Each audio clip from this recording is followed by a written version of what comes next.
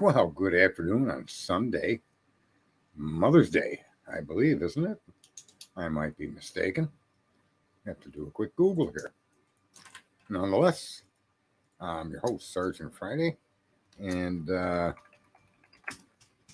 some reason, oh no, I'm way early. No happy Mother's Days to none of yous. You got another week on that one. But yeah, I had some time here on Sunday. I thought maybe I could just jump in here. Let's see my comments. Where are my comments? What up there, Heidi? Hi all. And yeah, so what do I got up here for a title? Why would Steve G ignore facts? And I think that question applies to it applies to many more people other than Steve G.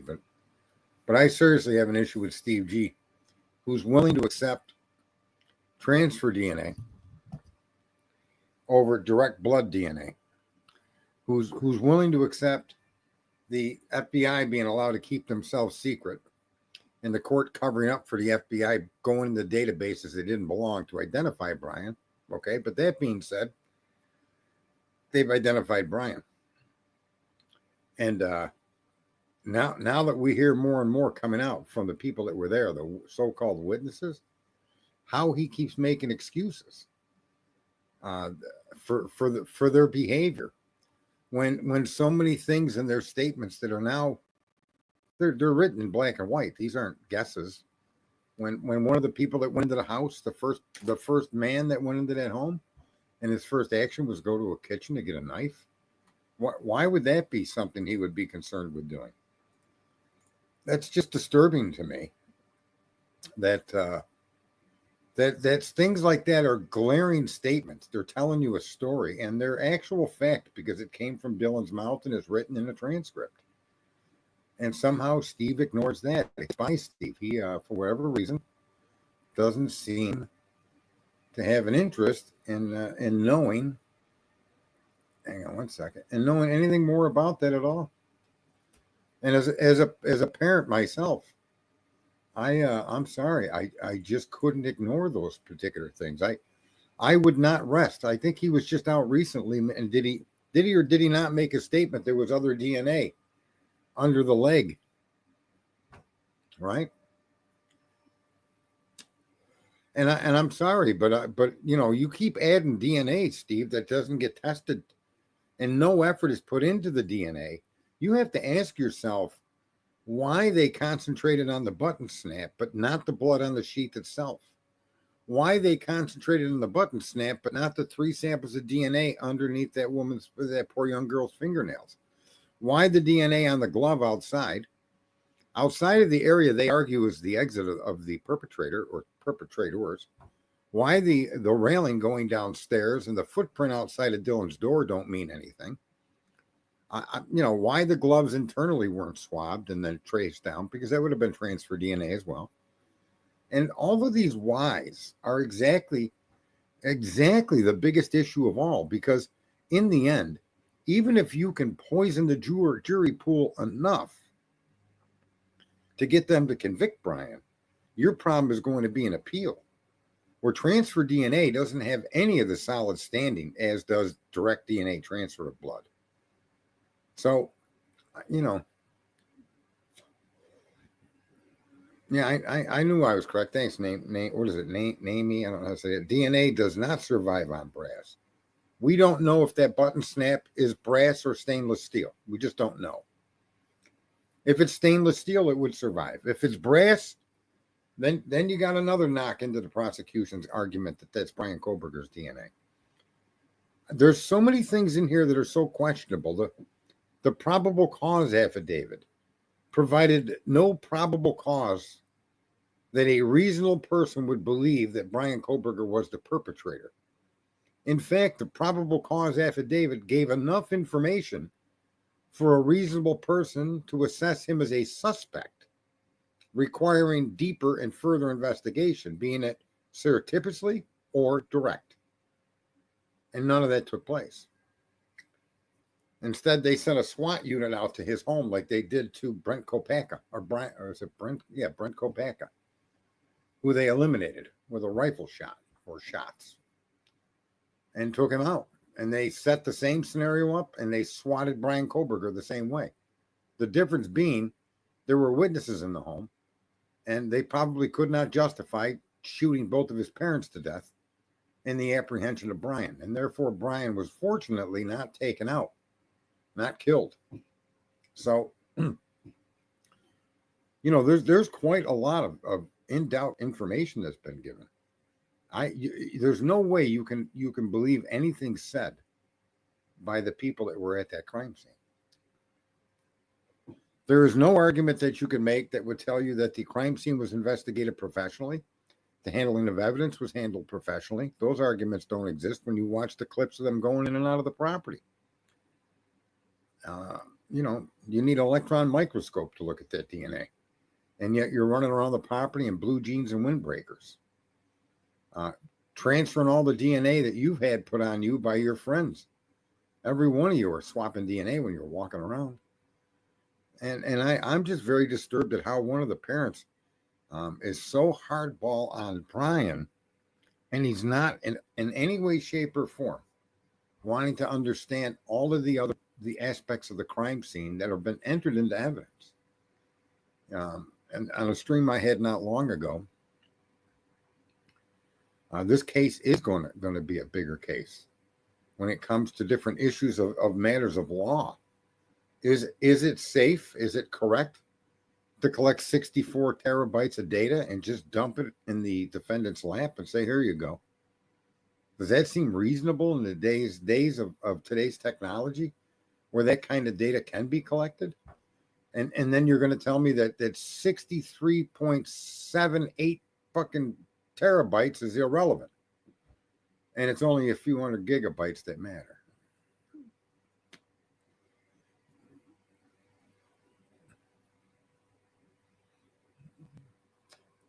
It's just a very difficult case to digest as a sound assemblage of facts that prove the guilt beyond a reasonable doubt. And the reasonable doubt has been provided. And I said this in the very, very beginning when I first got involved with true crime, that it was the police themselves that will actually exonerate Brian Koberger. And for whatever reason, and I understand they lost a child and I can't relate to that. Well, okay. Well, let me just be very honest. I don't want to be able to relate to that. I don't want my daughter slaughtered like that. Absolutely not. And it's not my job to relate with people emotionally. It's not my job to relate with you on any level other than to look at the same information and try to sort out what that information is telling us. And Steve is capable of that. And I'm starting to suspect more and more that Steve thinks that Brian was involved, but not understanding or even having any idea as to type of involvement, right? Maybe Steve thinks he was the vacuum cleaner guy that Dylan Mortensen talks about. Maybe Steve thinks he was the driver of the car, not the killer. Maybe Steve sees things under that particular point of view, and he's going so hard on Brian Koberger, as is the prosecution, to try to get him to break and come forward and admit his involvement and get him to help solve the crime to who really was involved there. And I don't suspect Mr. Koberger is in any position to do any of that. The way he attacks that guy, let me say, when I see the picture of Brian Koberger with his thumb up in the mirror, I see a picture of a young man that Bethany Gonzalez would have been able to kick the shit out of. Okay? I seriously believe that Bethany would have been able to smoke Brian Koberger. Bitch slap that motherfucker and throw him right out of the house. I can't even imagine Bethany not being that powerful enough to kick the living hell out of Brian Koberger. Maybe some of you agree, maybe some of you don't. But Brian Koberger looks like a very feeble, very sickly kind of dude. Yeah, Kaylee. I'm sorry. You're right. I do mean Kaylee, not Bethany. I do have issues with names, getting them in order, getting them correct. I apologize. But I think Kaylee would have slapped the ever-loving shit out of that guy. Would have snatched that knife out of his hand, even if she had to grab it by the blade and drove it into his chest. I don't care what condition she was in. I'll tell you what, the most vicious women I ever had a confrontation with over my years of life are the drunk ones. It's terrible. Your girlfriend's friends get out of line and shit. You ain't controlling them drunk girls. You might as well just sit that one out. Just leave that to God, because drunk girls are fucking tough girls. Let me tell you what. No, I don't. Listen, I'm going to go so far as to say that knife was in that room. That knife belonged. If that a knife like that was used, that sheath belonged to one of those girls, not to Brian Koberger or even the perpetrators. I really can't wrap my head around, first of all, one perpetrator, and then for all of those of you that have thought that, now how many samples of DNA do we have? If you listen to Steve, there's still 2 more samples of DNA they haven't told us about. Right? From my understanding of what's been said from Steve G, there's more DNA there. But it's not Koberger's. The Koberger's DNA isn't on the glove. Koberger's DNA wasn't under a nail. Koberger's blood wasn't on the sheet. Koberger's blood wasn't on the railing. Koberger's blood, I mean, the gloves where they swabbed, was Koberger's DNA inside the swab? Did the transfer DNA in the glove match the supposed transfer DNA on the snap? No. We know that all to be the answer to that question is no. And how can anybody, parent or otherwise, see all of that? And then listen to what those 2 young girls did. Just listen to what those 2 young girls did. What's up there, Leslie and Billy? I find that the most offensive aspect of it all. You know, it's more than, it's from prior to 4 a.m. until noon before the police were called. A full 8 hours of activity took place. I don't accept the idea that these girls fell asleep at 4:37 a.m. and didn't wake up till 7:30. I don't find that even remotely acceptable. And I don't find it remotely acceptable because the one man that they called for help had to go into the kitchen to get a knife.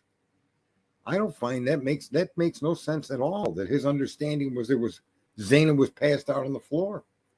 That is absolutely not the information he was given prior to entering that home. Totally not. Or he wouldn't have went to that kitchen and grabbed that knife. That disturbs me.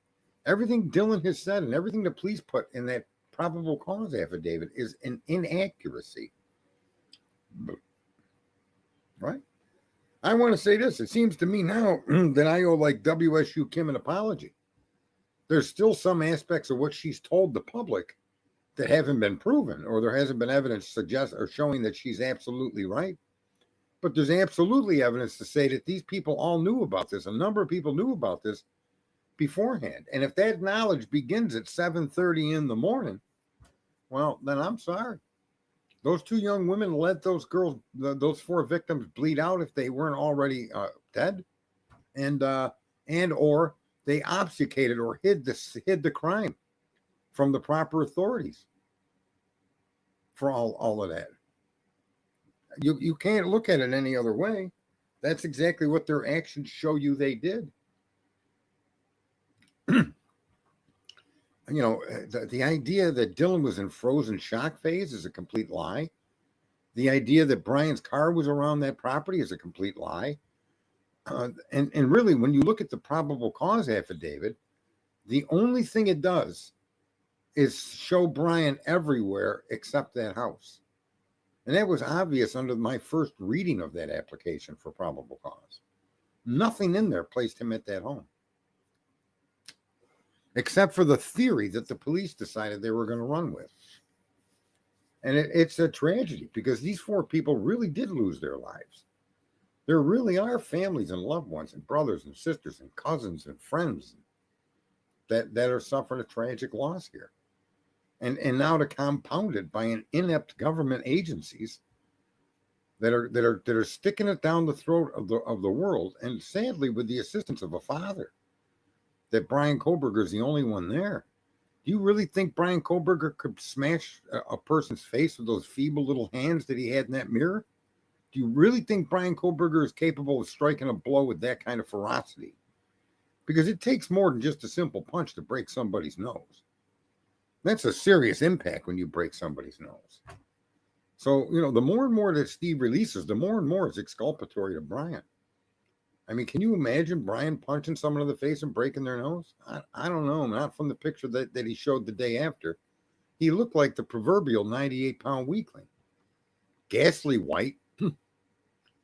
And yet, there's the guy that did it. This feeble, he's got a disability, and he's on the spectrum, but he has a physical disability. He's feeble, and he's on the autistic spectrum. And he's the grand murderer of 4 young adults, including Ethan. Ethan with one kick would have sent that kid out a wall. Ethan would have slapped that son of a bitch once and it would have knocked him out. Come on. How come there's no talk of Ethan's condition? Was Ethan in a struggle? Because I'll tell you right now, if the coroner's report indicates that Ethan was in struggle and Dylan or Zana was in a struggle and Bethany was in a struggle, you can't argue that one person, your argument that one person did this is gone. It's pretty much gone already when you know that both Zana and Bethany, not Bethany, I keep screwing up the names. Kaylee, right? Is it Kaylee? Because I get the names messed up and I'm sorry. Kaylee and Zana both fought back and received injuries consistent with fighting back. And if you honestly think Brian Kohlberger went upstairs and did what he did and engaged in a struggle with Kaylee, okay? And then decided to come downstairs and kill 2 more, one with a male in the room, man, you got an awful high view of Brian Kohlberger. I'll tell you that right now.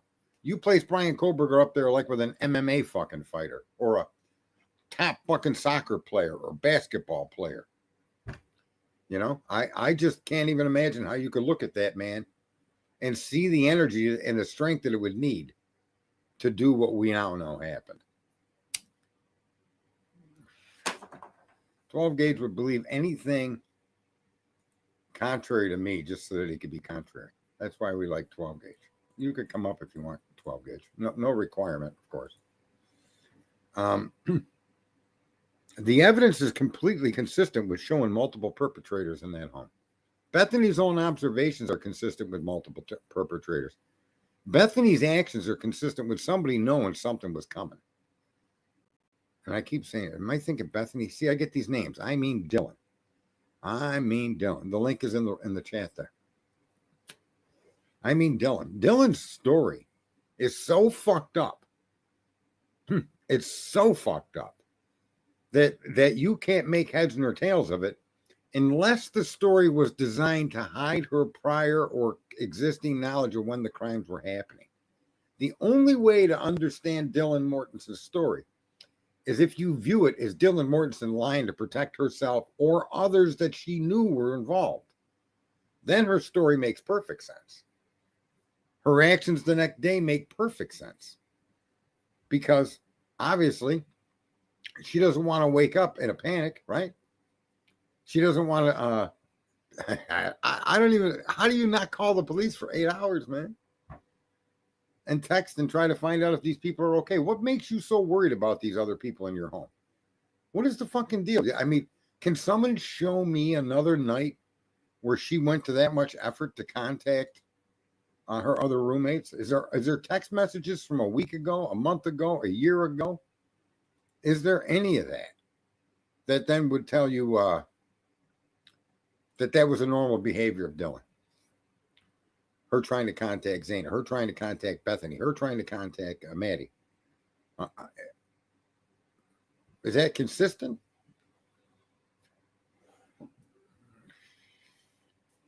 I'll tell you, the only thing that really, when you start looking at the information you got, you could start to build. Well, either way is the same, isn't it, Mr. August? I did put the link in the room now 3 times to 12 Gage. So is she lying to save herself, or is she being made to lie by law enforcement? Wouldn't that all be the same thing? Wouldn't that be all the same thing, folks? And a lot of people, aren't going to lie to because law enforcement told them to. So, I think law enforcement framed Brian Koberger, but I'm still kind of under the impression that they did so with a blind eye to any other truth. And that's really the issue that I see Steve G suffering from. He's like Stockholm syndrome 100%. And, I don't know. Like I said, I'm an impartial observer, and the facts just don't support the arguments that are being made. I don't agree with a lot of what they're trying to tell you is evidence of proof, when it's evidence of opinion. Opinion and proof are not the same thing. And anybody is welcome to click on that link and jump up here. And this, just so you know, folks, is a microcosm of the failing of our society. We've been conditioned to believe in what we see and hear, not to think it through, not to ask pertinent questions. And that's really the biggest failing of the United States, through your media, through your movies, through your commercials. And people are just willing to accept and believe what they're being told. Why would a cop lie? Why would I have to answer that question? Why would you pose that question to me when, in fact, you look at the evidence that they've supplied and it's all circumstantial only if you look at it through the lens that they've constructed?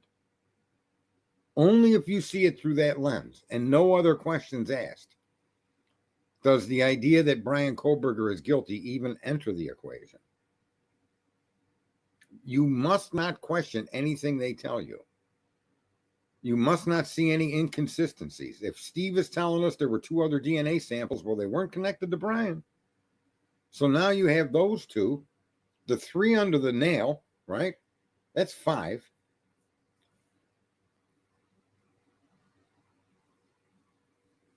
It's not even that they're listen, a lie isn't really the best way to describe what you're seeing. And I don't know how you're not seeing the link. Hang on. Let me go right to YouTube and drop it. Maybe it's because, hold on. Damn it, kill the volume. Live. Maybe it's because I'm not putting it directly in YouTube and I'm putting it on StreamYard. There you go, 12 gauge. Listen, I'm not saying to you that these cops, there's that's the 4th one I've put there. They should be showing up on YouTube there. But listen, their interpretation of the information they collected is completely circumstantial. There's no connection between that car and that house. There's no connection from that phone to that house. And your argument that he turned the phone off, who are you, judge, jury, and executioner? And what has his turning the phone off got to do with it? What about the 7 missing minutes? What about the fact that they had 2 cars coming out of WSU that were white 4-door sedans? What about that issue? What about 1 car with his phone traveled south and that gets ignored? And then here's the best part. I don't know why they interpreted their information this way, and I'm not one to suggest that they did this with the intent to frame. I'm suggesting that they did this because of tunnel vision. And there was a case on TV the other day. It was a show about an arrest of somebody.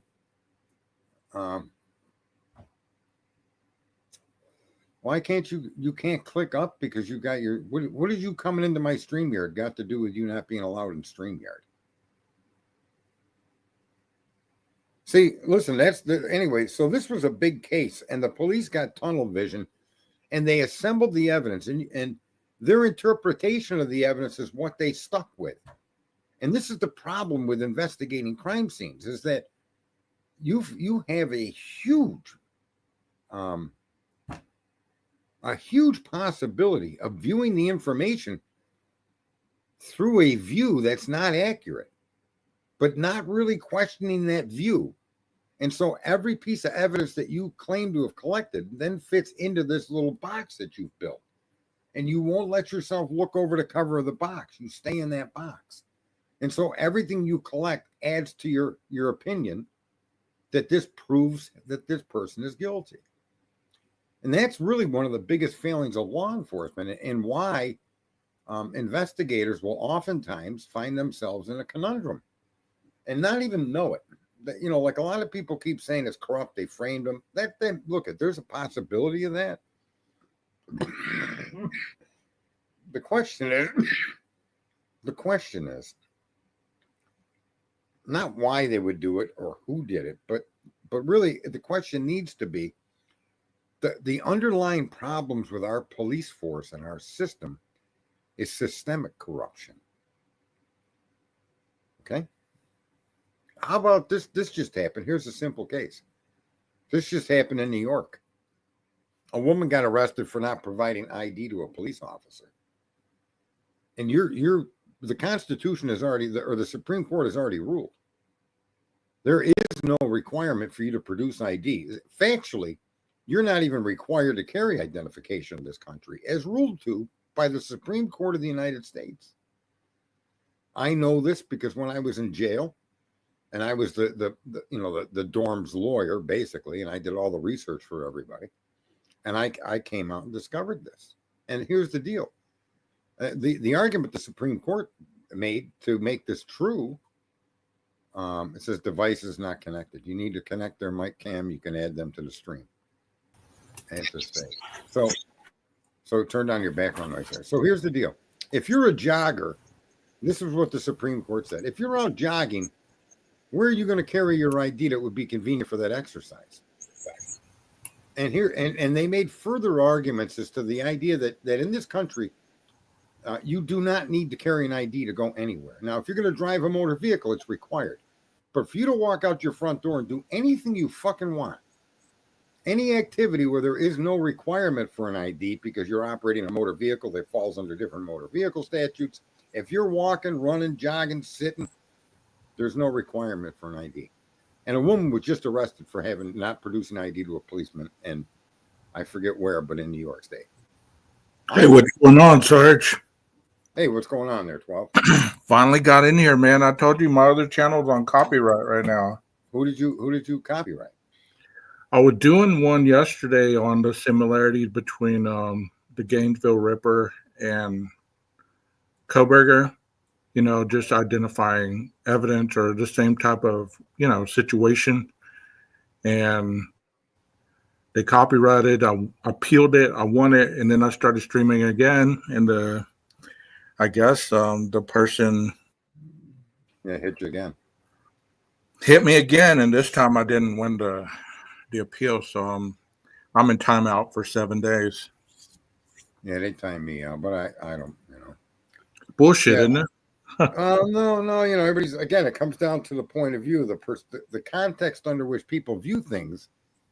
And then once people lock themselves into a context, you might as well go tell a Muslim that he needs to be a Buddhist, because you're never going to get him to budge. And I've been preaching that since I got out here. People's misunderstanding of information is to believe it. That's how you're conditioned. That's how you're taught in school.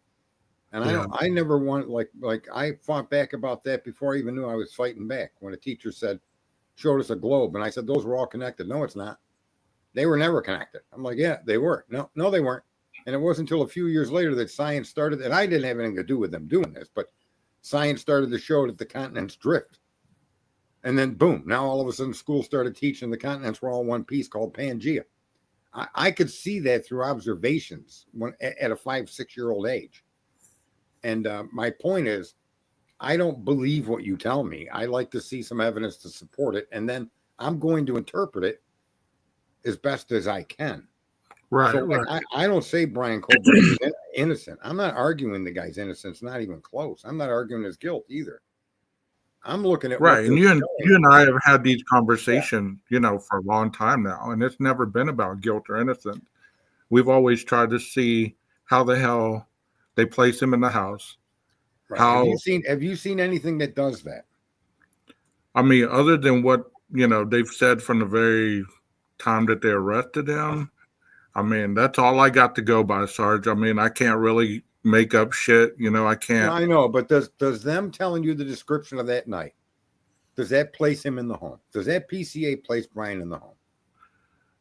The only thing that would possibly place him, if they somehow can make this stick in court, would be the knife sheath. The transfer DNA. Yes, the Okay, touch so DNA. let's look at that. Let's give that conclusivity. That's it. That's all you need. It was there. It was on the sheath. We say that sheath contained the murder weapon. This kid's guilty. Let's just take that. Okay, I accept that. Right? Okay. So let's do that. What about all the other DNA then? How the fuck can that be so conclusive, yet none of the other shit matter? I can't understand that. Can you? But you don't think they could have a double investigation going and not even mention it to anybody? You don't think that's possible? No, the way the justice system works, no, it's not possible. If there was another investigation seeking other perpetrators, they would have to be given to them in discovery. Okay. In other words, you can't, maybe, well, I guess you can do a lot of things you're not supposed to, but if you're accusing me of wielding the weapon that ended the lives of 4 students, and you're going to base it off of my transfer DNA being on a button snap, that now we know no lab except for the police produced a swab. They argue they took it from the button snap, but they only gave the lab a swab, right? So you can even make the argument, well, how the fuck, where did they get that from? Right. And they're not going to be able to use that in the trial, but other than just a tip.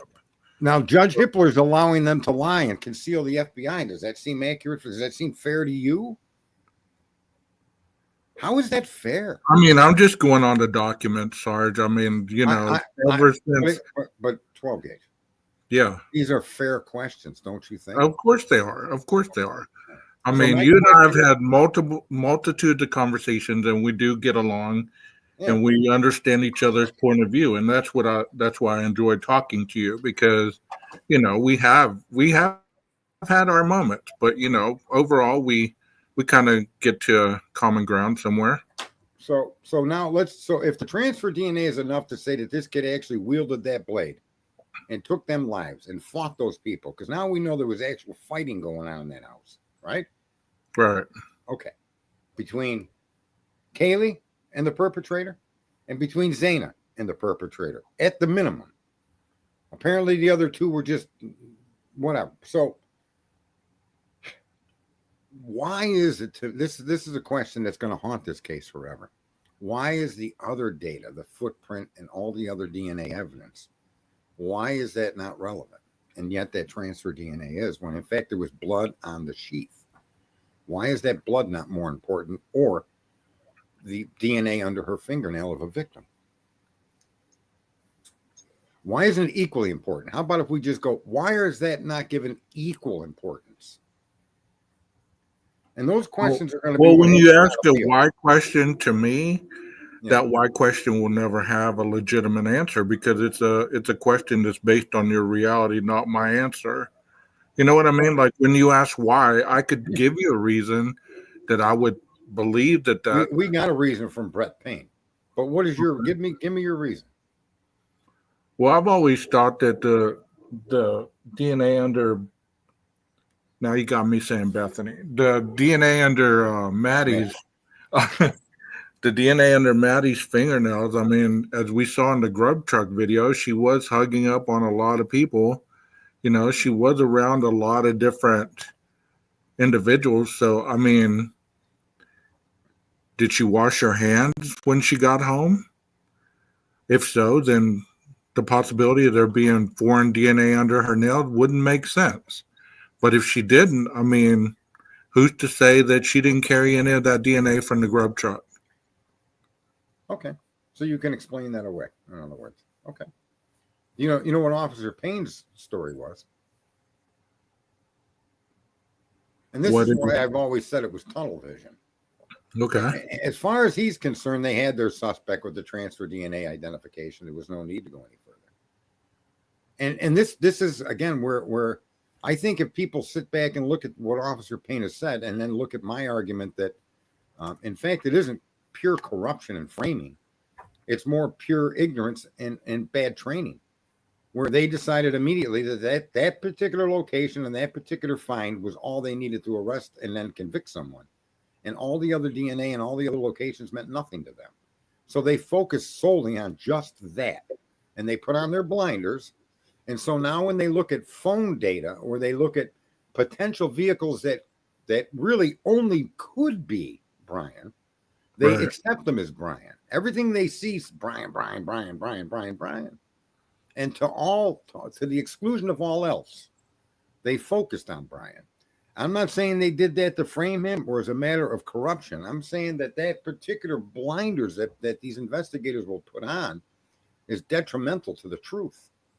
Okay, so you're saying that they had tunnel vision when they got this tip or whatever, and they went from that and created the. They went back and looked at the other information that they had yet to really look at. So on the 19th, they find Brian's name. Now they go and re-examine everything connected to Brian, and they only see it through the lens of him being the killer. So when they see a white car, know he owns a white car, and even though they know their idea of the white car is not his car, they then expand the fucking years. In other words, they're so hell-bent on accepting Brian did this. They're so convinced this is the truth that's the only pair of glasses that they ever use to view any of the evidence. When this kid says, we went back in the house because 911 told us, we heard that, and he went to the kitchen to grab a knife, that doesn't fit 12 gauge. That's not the behavior of a person going to check on a passed out drunk college student. Okay.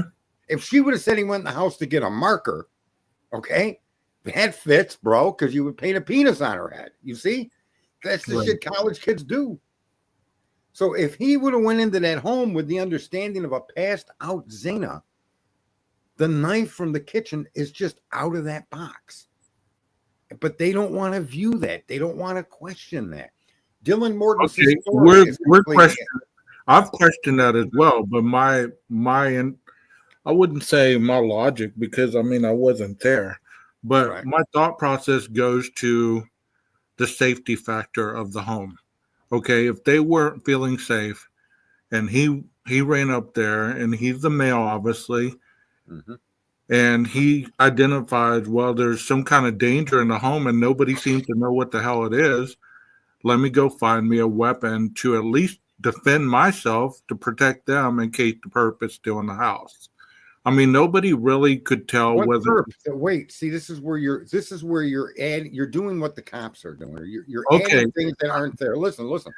I'm going off what she said. She saw an individual that was in black at 4 a.m, and now it's noon. Right. Now it's noon. But wait. Let me finish though. Okay. It's Zaina is passed out drunk. Is what's being allegedly communicated. That's what Dylan is telling us. She's communicating to everybody. Right. Passed out and drunk. Under that scenario, whether there was someone in the home or not, and let's be honest, you're talking about a house that's a party house that has people coming and going, that other people have the combination to get in with, or keys or whatever. You're talking about one of the individuals that's part of their circle, the kid that went back into the home, that young man. So under what guise did all of a sudden he feel the need to get a weapon? Under those circumstances as written, under the circumstances that are provable, why would he have felt the need to get a weapon? And I tell you, the reason is because Dylan told him something that she did not tell the police. Well, there could have been a reason for that, yeah. I mean, then when the police arrive and they go to sweep the house, how come they pull out their weapons? Even if it's been 8 hours, even if it's been, a day. Well, do we got a video of them drawing their gun to enter the premises? Well, most of the time when they go into a scene like that, they don't know what they're encountering. It's an unknown. But this kid isn't a trained police officer. This kid. Well, I understand that. But you're saying there's no reason that he would have grabbed a weapon just based on nothing. I mean, all right, let's stop for a second. Look. he had to walk across that hallway. He had to have been able to look down the same hallway Dylan had looked down hours earlier and saw Zaina laying on the floor. There's no way. Even Dylan admits that she saw her for a second time and started crying. My point is that you could not enter that house without crossing the hallway to see into that room. What prompted him to go get a knife instead of running down the hallway to Zaina? You see, I can't answer for him. I mean, just like you can't, you can't answer, but does that not indicate something more? more knowledge or more understanding of what happened. It indicates that whatever reason he felt he needed a weapon. A knife was the weapon of choice that he chose. So then can we then stop at just this particular point? Okay. When he went into that house, it wasn't under the premise of somebody passed out drunk. That fair? Mm-hmm. Okay. So that means Dylan has been lying to us. But she told him something. He went in that house with the understanding that there could be a threat in that home. And he did exactly what any normal person would do. And he armed himself. I have no problem accepting that. But the problem I have is Dylan keeps telling us and insists that she was passed out drunk. There's never any mention of any threat. She didn't hesitate to go back in the house. She indicates, based on what we know, that they'd been in the house once before and had to go back in. But so that is really disturbing to me, that her story doesn't add up to the actions of the people that are around her. Specifically, the one man that went and grabbed a knife. That does not fit her story, 12 Gage. Okay, so how would it fit your story? Had he not grabbed the knife, you would have said what? He should have done what? No. If he would have went into the house and went right down there and checked on Zaina, then there'd be no ambiguity or any question about that at all. And still, even though before we knew that he went and grabbed a knife, before that document dropped, and that said in there, people were still attacking him. They were still attacking him. Hunter. They were still attacking him. Repeat. Okay, so before we were told that, before that document dropped, where it said that he went into the kitchen, grabbed a knife, blah, blah, blah, all that. And then he went down there and checked on Zaina. Before that was even put out there that he grabbed that knife, people were still attacking everybody involved. So it doesn't really matter the context. The murders are the context. So what happened during that 911 call, during the time where she ran by Zaina's door, all that, it's just contextual. You started with, how do you put Brian in the house? I said the sheath. And then we said the DNA. And then we said the tip.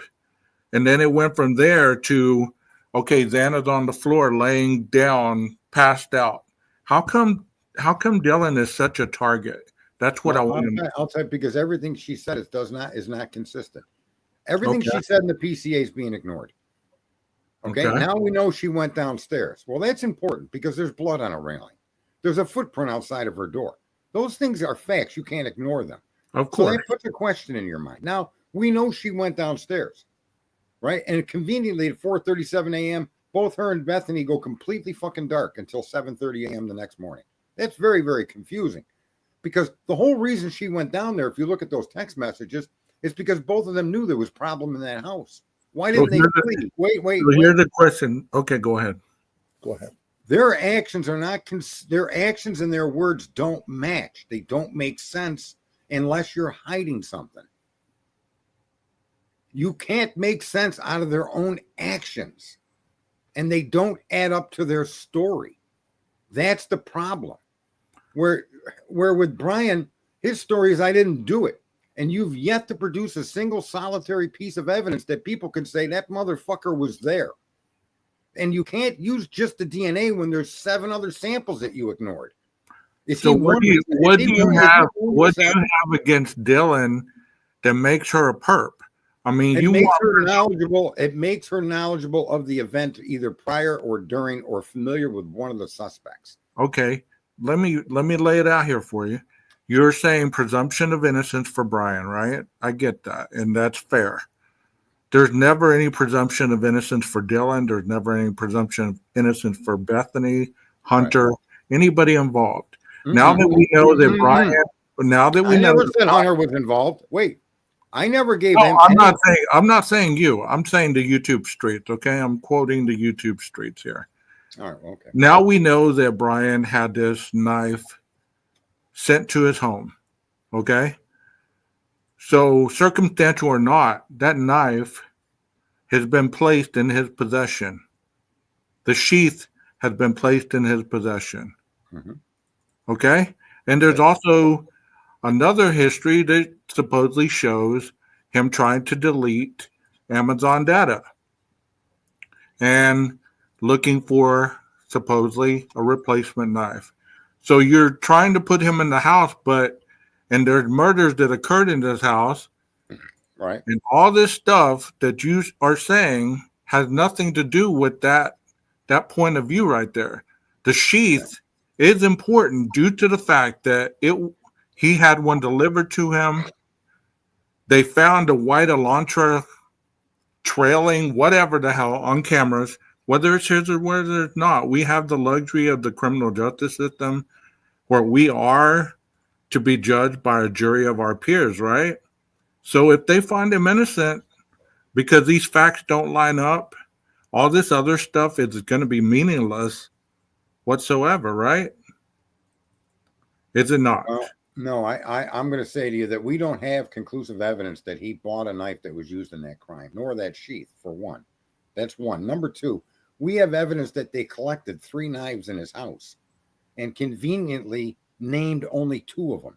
There isn't a knife on the fucking planet that isn't identified with a name. You got a Perry knife, a steak knife, a butter knife, a K-bar knife, a fucking folding knife. Every knife has a name. Yet when they did the fucking search over in Pennsylvania, the first thing they put on there is knife. What kind of knife? I heard you say this the other day. What kind of knife is it? What kind of knife is that? Do we know?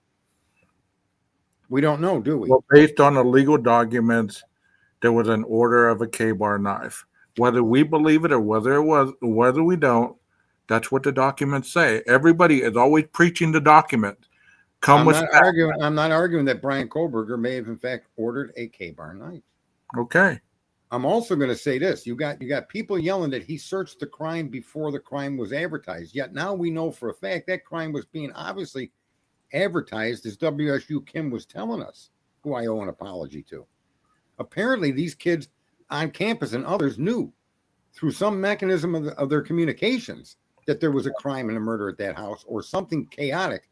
And so him Googling, to me, would be exactly what you would expect other people in college to do. How many people Googled about that crime before the crime made it to the news? That's the question that needs to be asked, not whether Brian did it. And then show me proof that he did it. Show me proof that the knife you found in his home isn't the K-bar knife you're claiming he bought. Let's clear that up. And then your evidence makes sense. You see, you're making good sense, but you're leaving the big holes that the police leave there. How do you identify 2 of the 3 knives when can you tell me a knife that's ever been made in the world that doesn't have a name ascribed to it? So why would you list in your search? So where are these knives? I mean, if he did order this knife, I know you don't know the answer to this. It's a rhetorical question. Right. Where is this knife? And that's what I'm saying. How is it that they list a knife being found in Pennsylvania without identifying the type of knife? But they have 3 knives they found and a gun on Brian Kohlberger's home in Pennsylvania. Why is only one of those knives called a knife? That don't make no sense. I'm sorry. It's just, well, I never thought that made sense. I never thought that made sense from the moment. I know, but listen, tell me they don't do that through the whole investigation. They say just enough to hang the guy. Why didn't they tell us that there were other DNA samples? Significant locations, too. Not just that there were samples, but they were in significant locations that could honestly be part of the crime. And yet, that never got mentioned to us. So when they go to trial and the prosecution does put all these pieces that you're asking together, right? Is it going to make sense to you, or are you still going to say, no, that's bullshit? There's no way they made this up. If there's evidence to support the charges that he was in that home and killed these people, yes. Okay. I think the evidence, the preponderance of what we now know, shows multiple perpetrators and doesn't eliminate his involvement. Like I said, he could have been the guy she saw with a vacuum on. Well, people have the fallacy that believe that based on what we see in these up to this point, he should be released. So how do you explain, Sarge, to your audience, because I've tried and people just don't want to see it. How do you explain to your audience that it doesn't happen that way? All this stuff that people say on a daily, well, he should be released. He's innocent. This doesn't add up. This doesn't make sense. This person should be in. impeach, I blah, blah, think, blah. How do you explain to your audience that it doesn't work that way? Can you explain the criminal justice system to your audience in yeah, and 5 I've seconds? gone over that. That's why I refuse to accept innocence or guilt. And they hear Right. that from me constantly. I'm not arguing. I'm not a pro burger. I'm not a guilt. No, I'm not saying you are. I'm just but the legal system, listen, here's what you're not hearing. There are standards and beyond a reasonable doubt that I do not create. And those standards need to be met beyond a reasonable doubt. And it seems that every time new information is released, it shows a massive deficiency in removing that doubt. If you take away the backdrop of the DNA and take everything else that they're arguing, none of it puts them in the home. That's a problem. Like I said before, my gun in a murder scene doesn't make me the killer. It's circumstantial. So is the DNA. It's circumstantial evidence, 12 gauge. It's not factually conclusive. And we also know that circumstantial evidence does convict people every day, right? Well, hang on. Right or wrong, we do know that. It happens in our country day in, day out, not just with this, not just talking on this case. We're talking about other cases as well. No, that Scott Peterson case is going to come back out. And they use circumstantial evidence to bury that guy. I don't know his innocence or guilt, but I do understand that the prosecutor hid information that was exculpatory. And here's why this case matters to me. Is this happens to us all the time.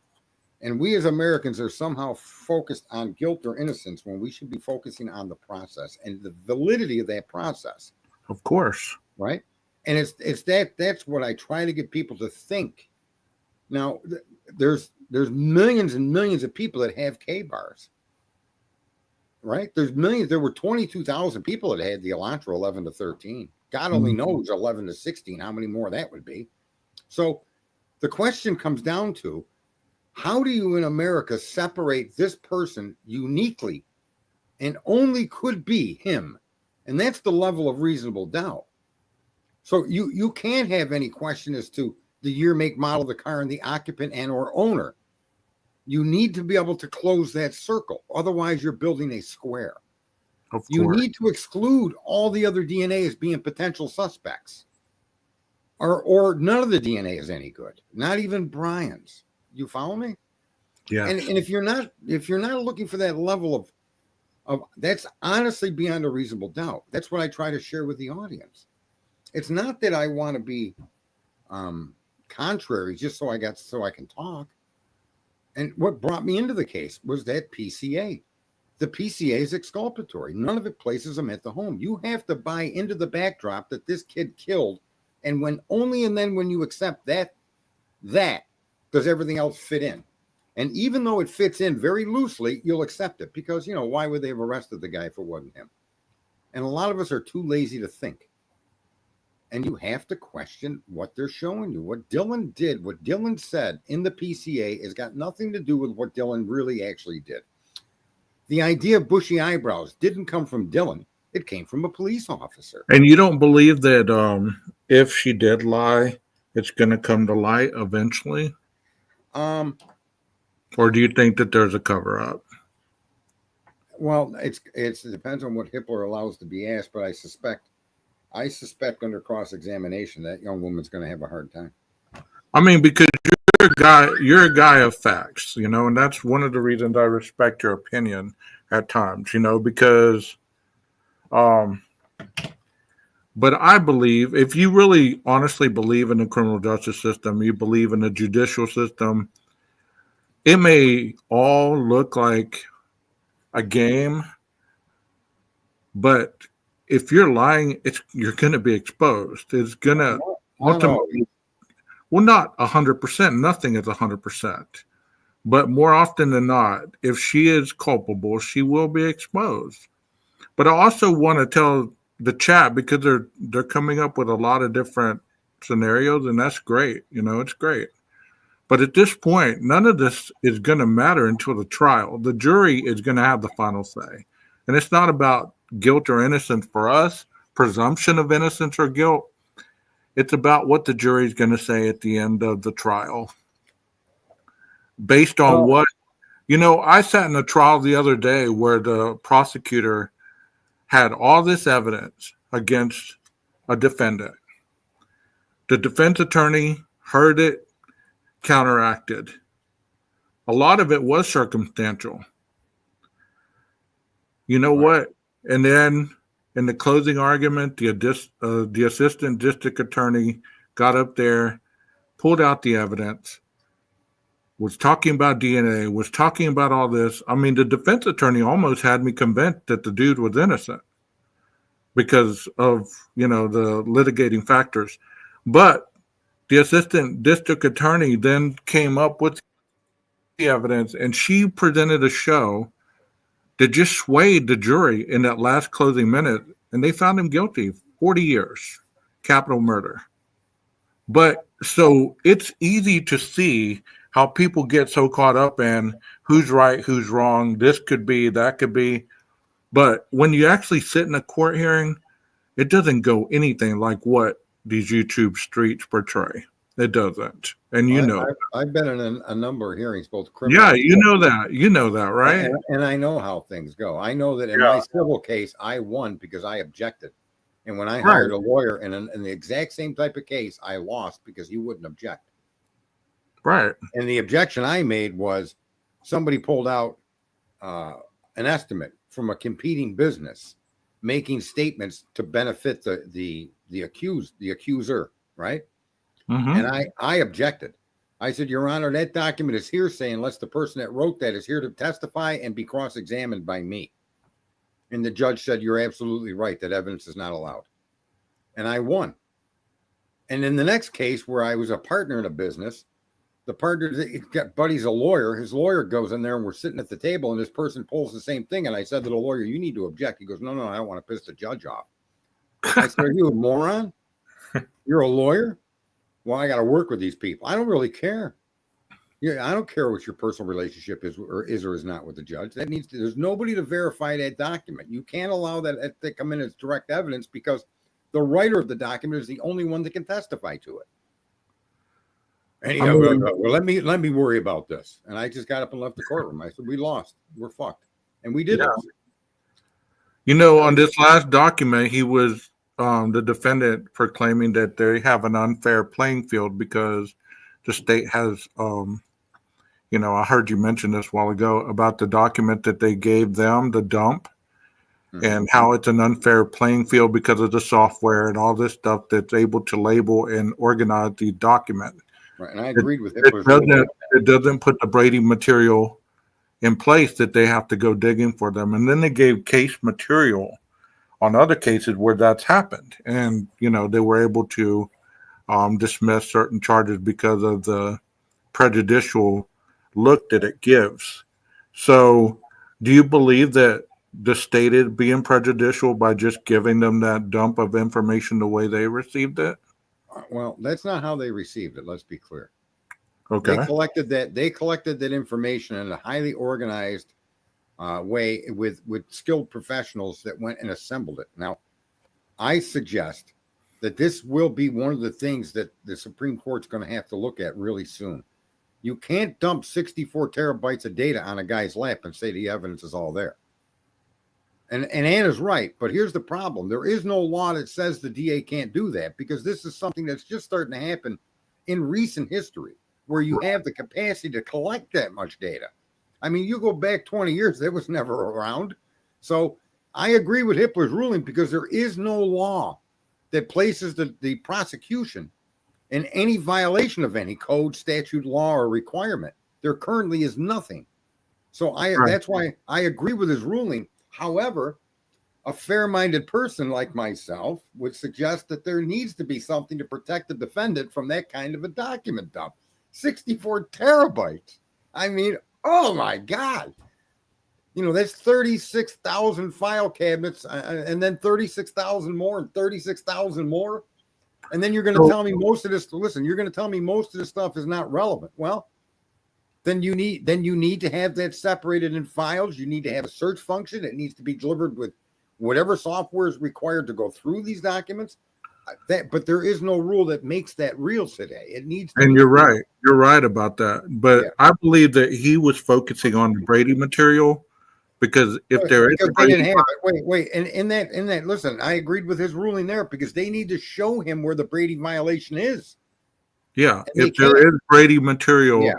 then he needs to have that. But that comes after the trial. The Brady material is presented after the trial, not during the trial. It happened before the penalty phase. That Not way, always. Not always. If you give me discovery in this and you hid something and I find it in the discovery, I bring that right to the court. of course you can. But if it's not purple, if they didn't do it on purpose, and it's not viewed as prejudicial, then it's hard to prove. Right. But what I'm saying is I definitely agree with Hitler's rulings based on existing law and standards. So I think I'm much more reasonable. I think you might be surprised to know that most of what Hitler's done, I know he gets emotional. He's kind of a dick. I don't really pay attention to that. Right. But I try to pay attention to what case law existing standards are based on existing standard law. And there is no law to stop the DA from doing that. However, you would think that decency and all of that is part of the game, and it just isn't. People need to know that your judicial system is not based on right. It's just not based on fair. It's not even based on getting the right perpetrator. It's based on winning and losing. And that's where circumstantial evidence. I suggest that it shouldn't be allowed unless that circumstantial evidence leads to a conclusion that's unavoidable. Do you follow me? So right. You see a guy walk out of a store. You're sitting in your patrol car, or patrol car, and you see some guy running out of a store, and 60 seconds later, or whatever, you get a call of that store being robbed. That circumstantial evidence to chase that person down and grab him is great, because there's no direct evidence that person had anything to do with that robbery. However, them running from the store and a call comes across your radar that it was just robbed is circumstantial. You need to follow that. You see? Of course, but if he doesn't meet the description, then you're profiling. Well, maybe not. You can get into the minutia of it, but you can't fault the policeman for going after the guy he saw run from the store. Right. Right. And this is what I'm saying. Circumstantial evidence is fine, but it has to draw a direct line to the crime, an unavoidable line. This guy didn't do it. Okay. However, the pursuit of the police officer is not a violation of your rights or your constitutional freedoms. It's simply in reaction to what makes sense that a reasonable person would say, yeah, I probably would have done the same thing if I seen a guy run from a store that minutes later I got a call was just robbed. I'd have chased him down too. That's what probable cause is. That's how circumstantial evidence should be assembled. And in all of this case, there's just no direct circumstantial evidence that ends with Brian at the house.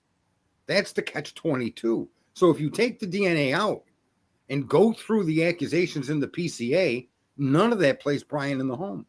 None of it. And when you continue forward to know that they got multiple cars, multiple years, no dent, no bumper sticker, no specials, no different hubcap, no this, there's nothing to identify that as belonging to Brian.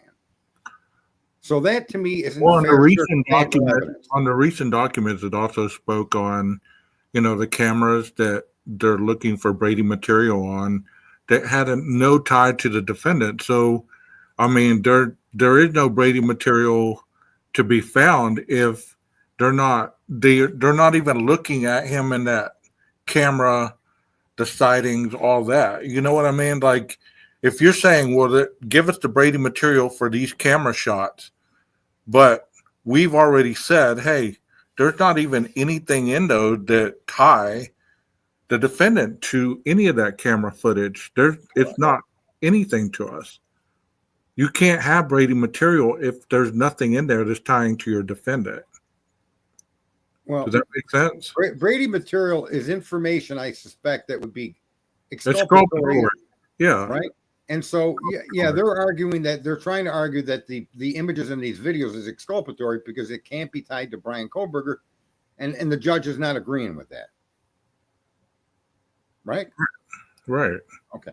That's a judgment called by the judge, but that's also an appealable issue. Of course. I So, believe that at the end of this trial, no matter what the outcome is, it's going to go to the appellate court, oh, regardless. absolutely. It's been set up for this since it started. It's an appellate, you know, situation for sure. I mean, Aren't you? whether there's innocence, whether there's guilt, whatever the jury finds, it's going to go to the appellate court, one way or the other, or there's going to be civil trials on this. Well, let me ask you: aren't you a little stunned that the state is now saying the PCA is irrelevant? Well, Doesn't that bother you? at this point of the No, he's been prosecutor, saying that for 2 years, bro. well, I understand that, but I've always took it as, the PCA was based on gaining the arrest warrants and the subpoenas, and I mean not the subpoenas, the search warrants, and after that, then you don't really need it, other than when it comes to trial. No, they're not going to use it in trial. And here's what I'm trying to say. This is where I think you Well, and I they're going to have to use it a we little might bit part because paths. they're going to need to formulate a timeline. A probable cause arrest is no different than what I was giving. That's why I gave you the example of the store being robbed. Probable cause should be seen by a completely uninterested outsider as being the conclusion the police are making. That's what probable cause is. It's not probable cause because a cop thinks it. Probable cause is based on the standard of the likelihood that an innocent bystander or an unconnected individual would agree with your conclusion. It's when you observe a crime scene, the police is called, like you just stated. The police is called. Let's say that the cop wasn't there and saw him walk out. The police arrive. They're going to start documenting and investigating. Everything that they document and investigate and gain as evidentiary value is going to go in their probable cause. I had deal with probable causes every day, affidavits every day when a juvenile, and I know it's not the same thing, but when a juvenile get taken into custody, we have to provide the evidence based on the police report of what happened to put this child in detention. It's the information that's gathered from the crime goes into the PCA, which is the affidavit. So, I mean, that's what it's used for, and that's all it's used But there for. are standards that it has to meet or it does not. That's why it has to go in front of a judge, right? Of course. So, what So, standard are you talking about? so the standard is just written. Probable cause doesn't require certainty of guilt, but it does require more than just a hunch or a suspicion, Right. right? Right. Where in the PCA does that exceed a hunch or a suspicion? When a cop tells you, it's been my experience with 15 years in the field that criminals turn their phone off to mask their location. That's See, a hunch or a suspicion. that has never sat right with me. I mean, you know All that. right, well, let's go. You and I have had that conversation. That's never sat right with me. Okay, but other accusations in there. That is They an opinion. established. Listen, 12 gauge. They established Brian Koberger everywhere but at the crime scene. They pick his phone up at 2:47, which now we know is a lie. That actually is not his car that they're tracking from WSU. That is an established misconception. The car that Brian was in is trackable on that phone going south out of WSU. The car that they tracked and said went down towards the crime scene is a different sedan and has already established that unequivocally. So you've got that issue. You've got the cops pointing out that particular times where his phone was, which is nowhere near the crime scene. So Right. the whole thing does not go beyond a hunch or a suspicion. The entire document is a hunch and a suspicion because they also did not use the DNA in that document. See, Why that's never sat right with me, Sarge, and you Right. know where he put that opinion in there. There should have been not an opinion of that. It's not factual. You can't Right.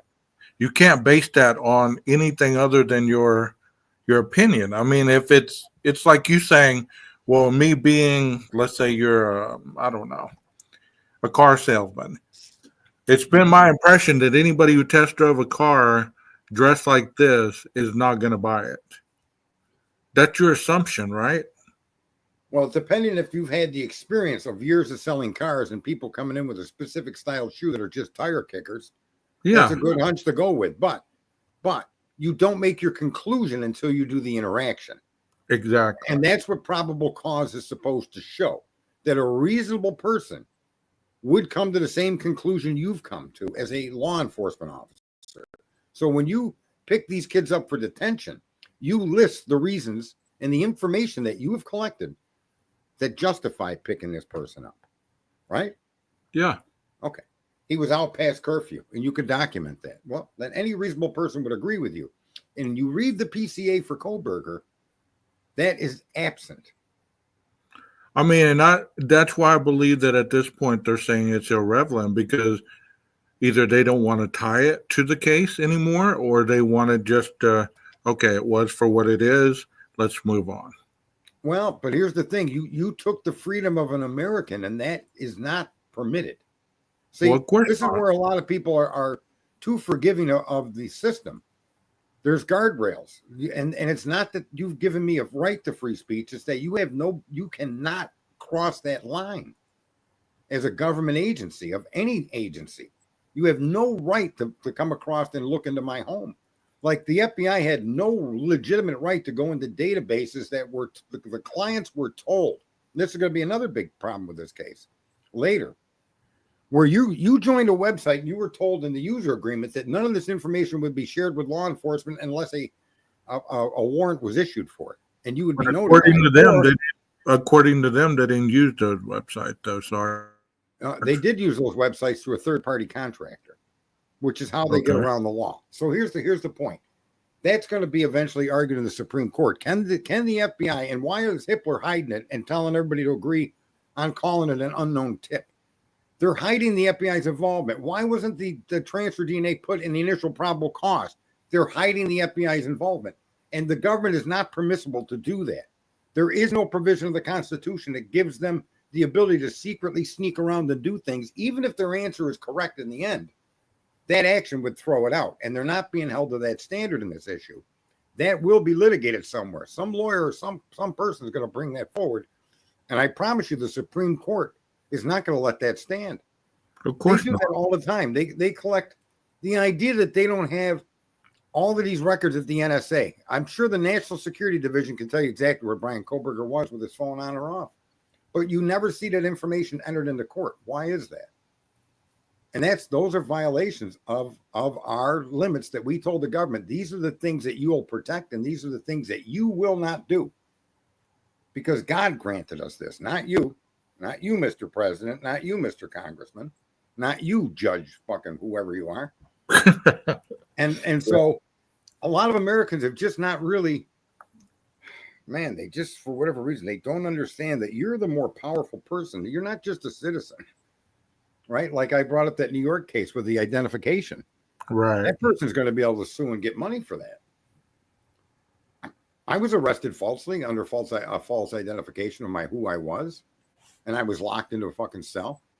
Well, I don't live in a little, world where I don't believe that bad things don't happen to good people. I've seen it more than once, Right. I don't believe that, everybody that gets arrested is, culpable of their crimes. I'm not saying that at all. But in this case, it's just so intertwined in so many different volumes of twists and turns. Like I said, it's a volleying factor. You say this, I say this. You say this, I say this. Right. It's going to be ironed out in trial. So, that's where my mind is at this point. I honestly don't think it should ever have gotten to trial. This case should never have gotten where it is. There's just so many fuck ups in it where you have to take their backdrop. And if you insert their backdrop, I don't understand how people don't see the guy as guilty. If you accept that DNA proves his presence, then no matter what they put forward, it's not even relevant in a guiltless person's mind, because the guilt was established with the transfer DNA. That's it. Right. So, and this is what they count on. They count on getting jurists like this. They count on us not asking these questions. And then the whole point is that I hope people grab from coming to my stream is those are the questions we were always supposed to ask, because our law is based on British common law. And one of the things that happened in England or Britain long ago was a duke could be accused by the king with no evidence. and lose his standing, all of his property, all of his possessions on the accusation the king could confiscate. You see? And so we decided that we weren't going to let that happen, that the accusation had to be based in probable cause against any American citizen, and that probable cause would present the likelihood that an innocent onlooker would come to that conclusion.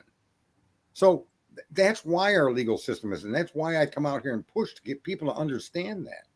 Just being said you did something isn't enough.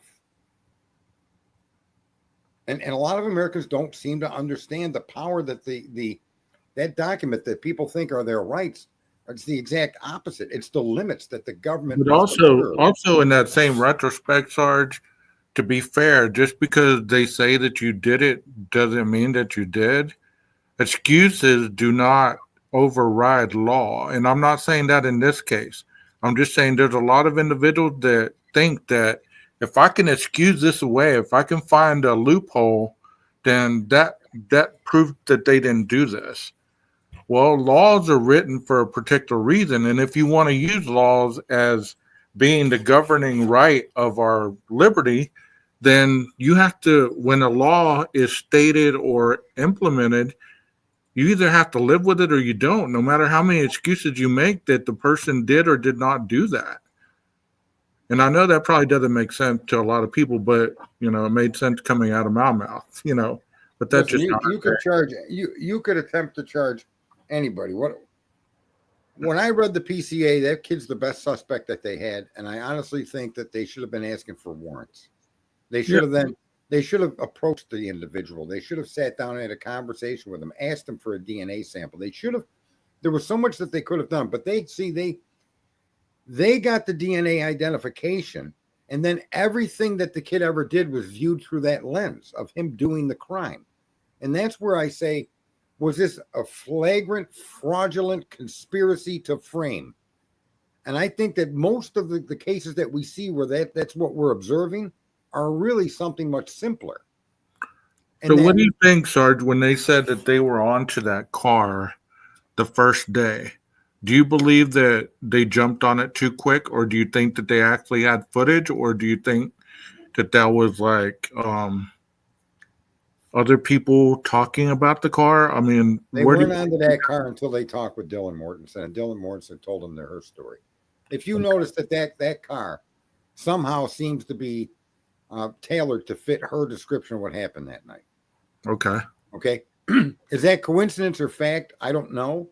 But I also know that between DoorDash drivers, between people just getting rides and Uber and whatever else is pizza. Yeah, there was a lot going on at that time. That I don't think that the car or any car was a part of this particular crime. It really doesn't. There's nothing that I've seen that tells me that a car, and the real killer to that is when they searched his car and found nothing. I mean, that could really only happen if you're searching the wrong car. I can't even imagine how you bring a bloody knife and you go through what you went through, where you had physical direct contact altercations with the victims that we now know of, that you could have evaporated every single piece of evidence to the exclusion of everywhere you exist: your home, your bed, your plumbing, your apartment, your workplace, your car, I'm sorry. That's like, to me, that's conclusive evidence that Brian wasn't in that house. It doesn't, that does say that, doesn't it? Fair enough. Okay. So, there was this lady early on. I can't even remember the creator, but she had a theory that there was two cars, that one car came, dropped them off, dropped the team off, and then once they did what they did, and then they came back and picked them up, or they came in one car, left in another, same type vehicle. I said that if I were the policeman doing the investigation, I would have tried to put two white sedans in close proximity to one another. And we can at WSU. We certainly can do that. And so what I've said, if Brian is involved, either they used his car, or he drove them, or he got into another vehicle and was part of the team that drove over there and did it. So, in other words, there's an infinite amount of ways you can show Brian Koberger's involvement through the vehicles. However, So here's the bigger question: accessory after the fact. So if they don't have the real killer, quote unquote, I'm just putting this out there, they don't have the real killers, accessory after the fact, he's still going to be culpable for 4 murders and a burglary. yeah, but they're not making that accusation. I know they're not, but that's the law. That's a problem. That's a problem. That's They're the not law, accusing him of that. I know, but that's the law. Well, if they prove his innocence in trial, I think you're either going to get a hung jury, and I really think the state has a real hard time making that square into a circle. You're going to have to show a juror that's going to vote for this man to be killed by gunshots. The pressure on the jury is going to be, and this is how my opening would be: Brian is your son and daughter, and these charges are not only false, but they're unprovable, and because they're unprovable, it makes them false. And if this were your child, you have to keep that in mind. Is the data that state gives you conclusive evidence he was at that property and committed this crime by himself, or they was even near that property? You have to close those circles on the prosecution, because most of it is what you can get people to believe. And you have to keep the jury focused on facts that don't need belief. They need to speak for themselves. Here's a question for your audience. Did they believe OJ did it? Because that jury found him innocent. Did you believe OJ did it? Based on the evidence? I think OJ's son did it. Okay, so you didn't think OJ did it. I think OJ was willing to take the punishment. I think there's a lot of people there's a lot of people with all that evidence and all that trial publicity that swore up and down that OJ did it. No, I didn't see the evidence that he did it. I think you could come to that understanding, but I think, again, in that case, the same thing. Didn't you have Mark Furman lying and planting evidence? Yeah. Yeah. Okay. So that in and of itself is, I'm sorry, this guy's innocent. See, malfeasance by the government should be an instant dismissal for the plaintiff or for the accused. Whether they did it or not, it's not even an issue. You don't read me my rights. Okay. But the jurors found him innocent. How were they biased, bigoted, and racist if they found him innocent? No, I think that they took the accumulation of evidence, and I honestly think the biggest part of that trial, and I think that's, if you look at it like I'm saying, his son, it was bipolar, had a history of violence. Okay. Of course. So when you look at that whole case and what you weren't shown and what wasn't discussed, I don't think the jury got it specifically wrong, only because we know that a cop lied and a cop planted evidence. And to me, I'm no longer interested in innocent or guilt.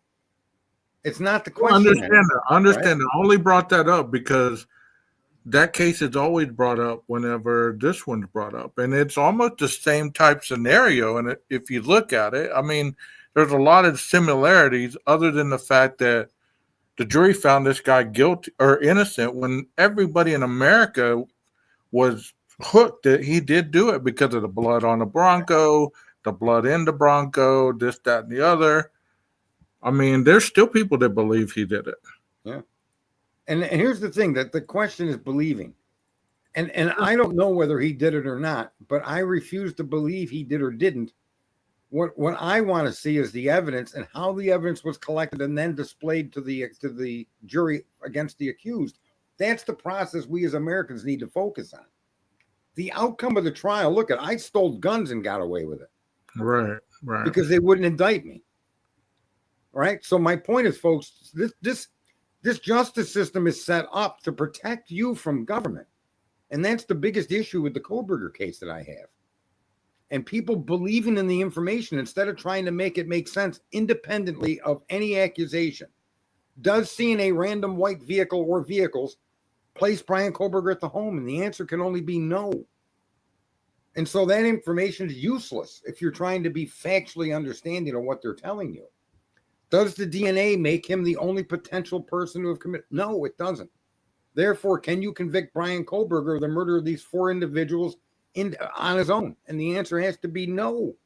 So you don't go with the narrative that there's an alternate perpetrator, Sarge? I believe there's alternate perpetrators.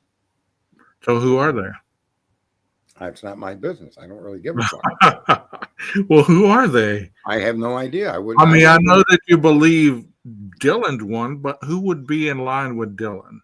I don't know. And the only reason I have suspicion about Dylan is because of Dylan. Right. I'm I gonna- look, understand. here's- I understand the Oakham's Right. raising. I get that. I get Yeah. that. Makes total I don't sense. have anything against Dylan, and I'm not throwing Dylan out there to protect Brian. It's just, if anything makes sense in the case, it's her, not him. And I'm not trying to be like freely give Brian Kohlberger an extra mile. I'm just saying, Right. take away the transfer DNA and what's left? Nothing. Now listen, take away Brian Kohlberger's DNA and what's left? Dylan. And those other samples. That's what you're truly left with if you take Brian out of this case. And you can agree with that. Is there a case to be made with what remains if you take the transfer DNA out? And the answer is yes. 100%. And this is why I say it's so important for us to pay attention to our government, because I shouldn't be able to say that if they didn't themselves fucking notice that. I mean, what kind of idiots are they? Take Brian out. Take that DNA and put it in a counter in a fucking drawer and lock it. Now look at the evidence again. And you come to a different conclusion, 12 Gage. Do you accept that? Let's erase Brian and look at the evidence. Would your conclusions be different than some unknown lone perpetrator? Hold on a second. I'm getting a phone call. All right. I think, folks, that's probably the best thing you could present to people that are so hell-bent on believing. Eliminate Brian Kohlberger and his transfer DNA. Eliminate the cars, or even keep the cars, but just take Brian and stick him in a vault. And now look at all the information that you have. And ask yourself, was this a crime committed by one person in under 13 minutes? And I don't think that you're going to come to that conclusion.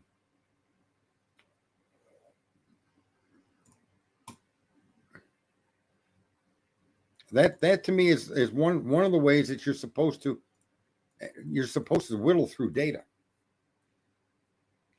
I mean, how many people think if you take Brian Kohlberger's DNA out of there, what are you guys left with?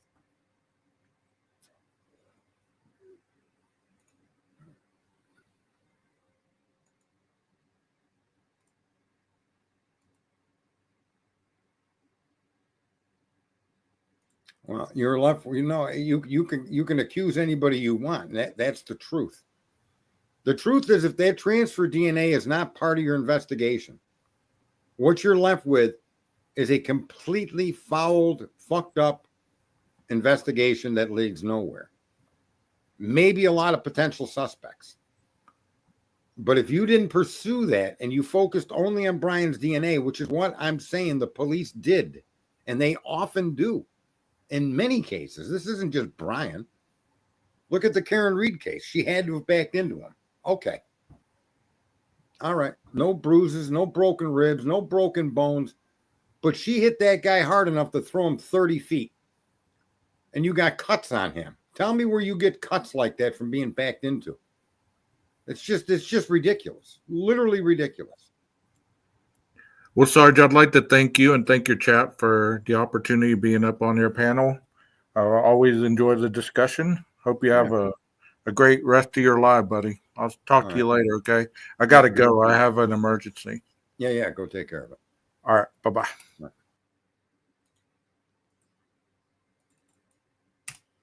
Yeah, I honestly think that if you remove, and I think that Steve Gonzalez needs to do that, take away the information they have that they allege belongs to Brian, take Brian out of it, and what are you left with?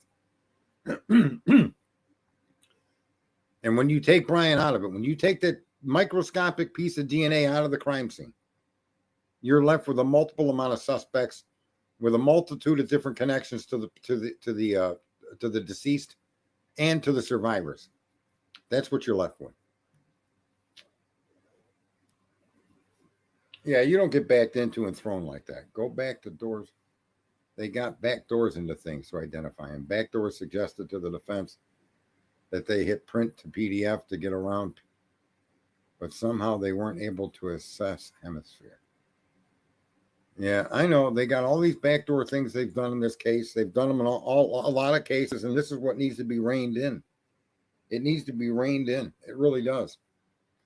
Imagine if anyway, I don't want to get into politics, but we live in a society where our justice system is run wild, where people are put in positions that they're not qualified, nor should they ever had. Look at the woman that accused Trump of committing fraud with banks. And she herself has been committing fraud on mortgages for years. And she literally benefited from it by lying. The instant she lied, she had an instant benefit. The same woman is telling you that sophisticated multi-million-dollar deals, loans given to Trump that he in fact paid off, right? She doesn't have just a simple, you said my house was worth 200,000 and this guy says it's worth 400,000. Those are honest written opinions by appraisers. She has actual application lies. Trump doesn't appraise his property. Appraisers do. And of course you shop for the most favorable appraiser. Of course you do. And even the most favorable appraiser, when questioned, has to support his appraisal. So it's not done in a fucking vacuum in a back room with a secret. You can't just come forward and say, my house is worth $1 million when I live in a neighborhood of $200,000 houses. I don't give a fuck if I put $5 million into the home. You're in a $200,000 neighborhood. Nobody's going to pay fucking $1 million for the house. So that appraisal is retarded. So there's limits. If you even have any knowledge of real estate, there's limits. And this woman lied. Straight up lied. It's a 4 unit, not a 5 unit. She was, what she did should be prosecutable. What Trump did shouldn't even be in the court system. Steve will have everything to say after this trial. I feel bad for Steve only in as much as that whatever his objectivity is, it's gone. And even though the information that he shared with the public has been proven false, he still sticks to his narrative. And that's a prime example of believing in the information. He believes their conclusion. And no matter what comes forward that would contradict that conclusion, Steve Gonzalez will never change his mind because he believes it as much as he believes in God. And that's where he's going wrong. Man's knowledge is never to be believed in. Ever. Ever. It's to be examined, questioned, verified, and be reproducible. You have to be able to reproduce that crime based on these sketchy fucking stories these people are telling you. That they actually use to arrest and throw a guy in jail now for more than 2.5 years. Steve has to go with the narrative he's going to get slammed. I'm not so sure that that's absolutely true.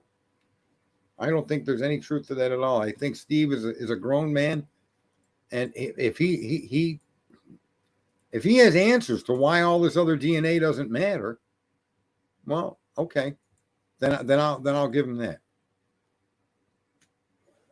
Yeah, well, and Steve's only information, the only thing Steve can really put his fucking, he's got to root for the team that he's on, not for the team that he wants.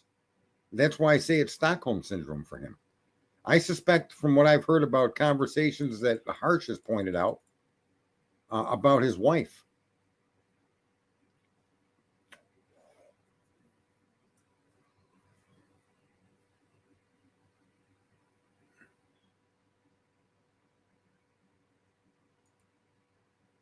Injuries that could have been quick. Well, her nose was broken. Yeah, I don't want to see him get caught up with death threats and stuff.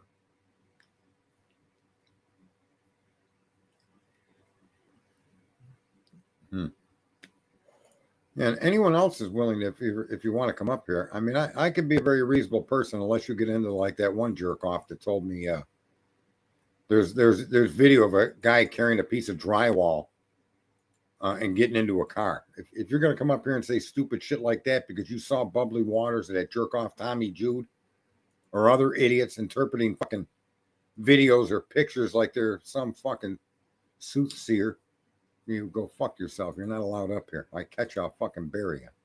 Throw you right out. But if you're a reasonable minded person and you can even come up here and show where that circumstantial evidence is proof positive Brian was there. I mean, I invite you up to make that argument. And I only ask people to say that Brian is your kid, man. Brian is your kid. He's your child. He's your cousin. He's your nephew. He's your brother. He's your sister. And these are the accusations leveled against him. You know, I mean, the idea the guy bought a K-bar. Well, I mean, does everybody that bought a K-bar? Well, isn't that too coincidental in a case that they say a K-bar was used? Okay, let's establish that the murder weapon was a K-bar and a K-bar only. Yeah, guess what, Diane? You go over to Tommy. He's much smarter. He's a fucking cult-like piece of shit that I wouldn't fucking give the time of day to. You know, you like Tommy, you go like Tommy. Get the fuck out of here with Tommy, that fucking moron piece of shit. Call names to. I'll tell right to his fucking face. He's a piece of shit.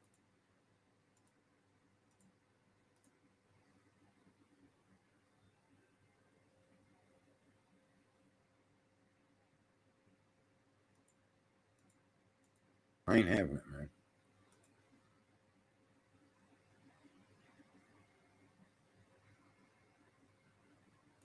Yeah, get the fuck out of here. You're not even allowed in here no more. Just saying that. You need to get the hell out of here with that kind of bullshit.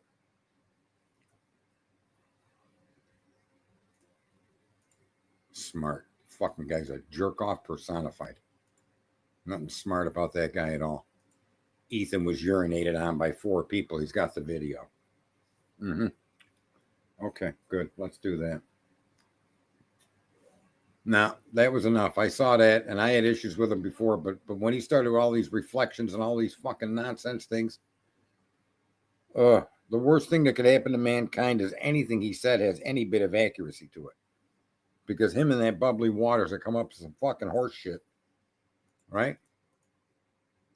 It's just horse shit. And one of those people were in my channel the other day, telling us about how there's a video of a guy walking away from the house with a piece of drywall because he was too stupid to know that the police cut that section of drywall out. Unbelievable. Yeah, that's what a guy did.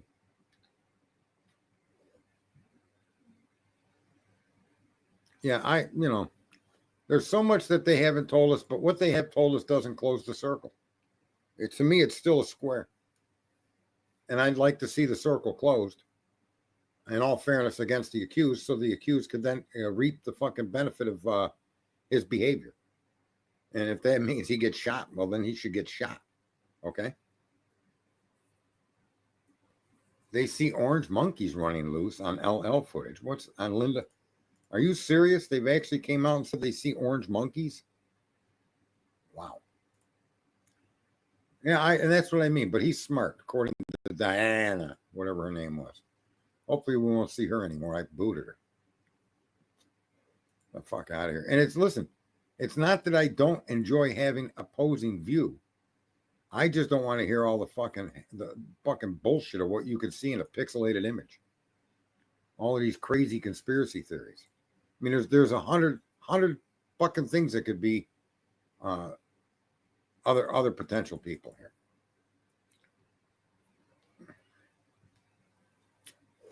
Yeah, how about that guy TikToker, Drip Drop? People parachuted onto the deck. People climbed a tree and jumped onto the deck. People came in through Bethany's or through Maddie's window.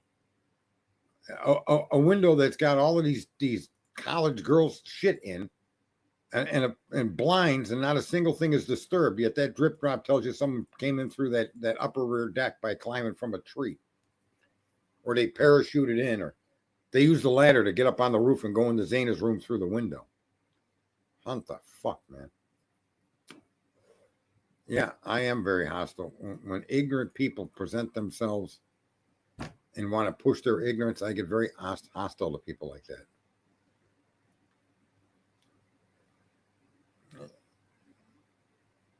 I don't know if to believe it, unless there's evidence to show it, I don't know why you believe any of this information.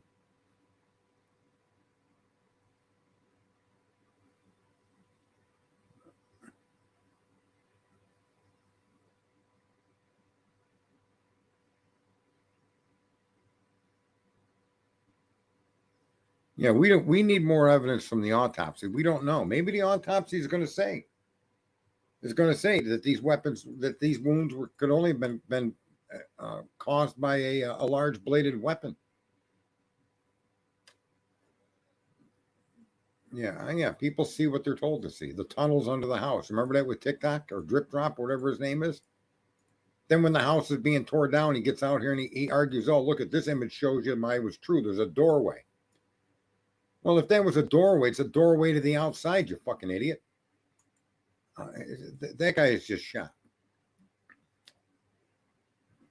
Yeah, that picture in that mirror of Brian Kohlberger with his thumb up shows to me a very frail individual that at the very mention or the very idea that violence is going to erupt would be running the other way. I just don't see, and I've been in confrontations with lots of men in my life.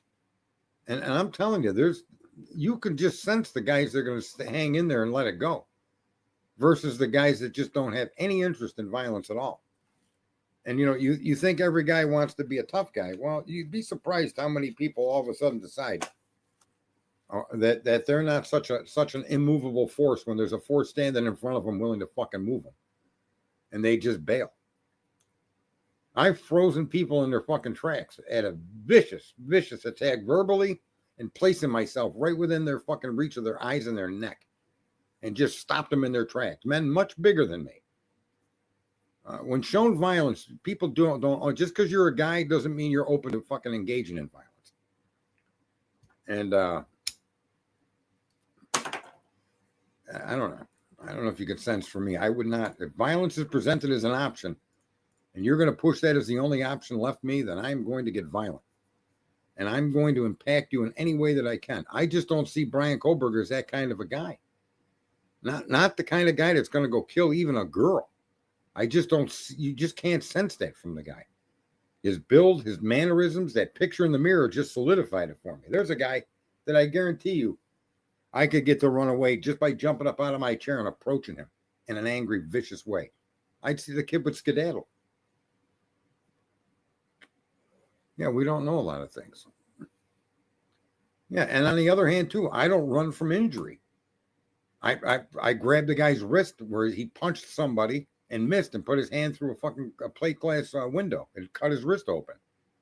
I ran right over and grabbed him by the wrist, picked him up, and dragged his ass to the nurse's office immediately. A woman choking. I ran right over to do the Heimlich maneuver. A vehicle turned over on its side, and I jumped up on the car to help pull the fucking people out of the turned over. It was a Jeep Grand Cherokee. Give me your kids. Give me your kids. I'm banging on the window. Lower the window or I'm going to break it. And they lowered the window. Yeah, so I don't shy away from stuff like that, whether it be to help people or to become, obviously I'm not an immovable wall. I've had my ass kicked. I'm not undefeated. But ass kicked or not, I once the decision's made, I'm going with it. And I just rather people not put me in a position to have to make that decision. Because it's not, I'd rather be rather kind. I buy lunch for friends and people I know. I like doing nice things for people. And, even my house cleaner that was here, it's a girl I dated years ago. I let her stay here for a little while to try to get her back up on her feet and stuff. And I paid her an exorbitant amount of money to clean my house. It was $400 or $500. I gave $400 in cash plus all kinds of other stuff. So it's not like I overpay. Even the people that work for me, I'm always giving them a little extra. I'd rather be a nice guy.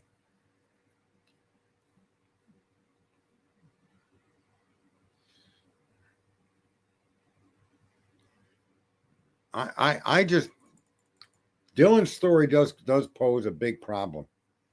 And I'm very shocked that Steve is not concerned. I bet you his wife is. I bet you people that have followed this case very closely with an open mind and trying to see the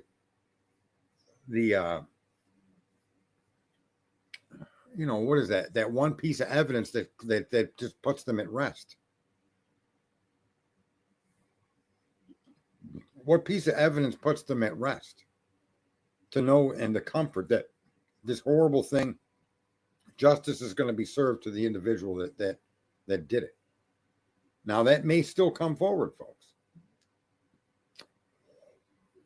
It may still come forward. And how is it that all of these phones in these houses and all of these calls that Dylan claims to have made, or actually did make, how is it she didn't hear the phones ringing? I mean, I don't know. My phone rings in my house. You could hear it across the entire house. How is it all these young people, what, they all have their ringers off? Did they have all their phones on vibrate? Twitter's giving me a hard time. Uh-oh. We might lose the twit. Oh, no. Try to save it, but I don't. There we go. I think it came back. There's just so much more that we're not, that her story doesn't fill in any of the gaps. And I'm telling you, the single biggest thing for me is that Hunter going into the house, going right to the kitchen. I just have a real struggle with that.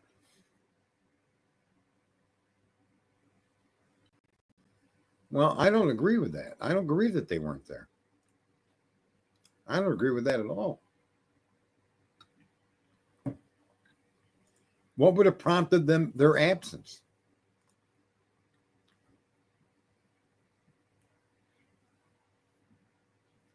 What would have prompted their absence? I don't think so. Uber guy picked up Bethany Funk after 2:10 a.m. Then he's got to be in online to cover for what happened in that house. You see, when you're creating a conspiracy, there could that have happened? I guess, but there's nothing that suggests that took place. Right? She's saying that they were all in that room. We didn't know any of that stuff. Look at all the stuff we know now that they kept secret. And look at the narrative they painted. That's the thing. They painted this narrative with the PCA. They painted a narrative with just limited amounts of evidence that gave people confidence that Kohberger most likely committed this crime. Now, when they start releasing all this other data, I didn't realize there was that much DNA in the locations they're saying they found it. And I said this early on, that there were 3 locations on that knife sheath, because I read it in documents and I was shown to be correct. They admitted early on, they said there were only 2 unknown samples of male DNA. Now we know that that's a lie. They literally lied to us about 2 other samples, because you right off the bat, without counting Maddie's fingernails, you got 3. You got the knife sheath itself, the glove, and the railing. That's 3. Why were they giving us just pieces and partial or information that only painted one thing? And why is it like, I've always been concerned that they had DNA from other individuals in the crime scene. Now, you can argue the railing's not part of the crime scene. Well, it becomes part of the crime scene when you have Dylan telling you she ran down those stairs or went down those stairs, and there's a latent footprint coming out of her door. So again, that makes those relevant. The blood on a glove outside. Someone pointed out some kid had one glove on in a park. If that's relevant, I don't know. Could it be? Maybe. But there's no way to know now, because the police insisted to focus on that one individual. And I just don't see an individual that would be capable of taking out 4 young adults like that.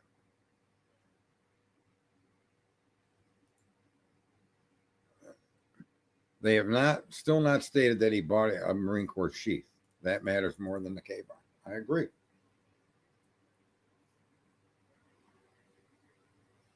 I agree with that too. That's really disturbs me.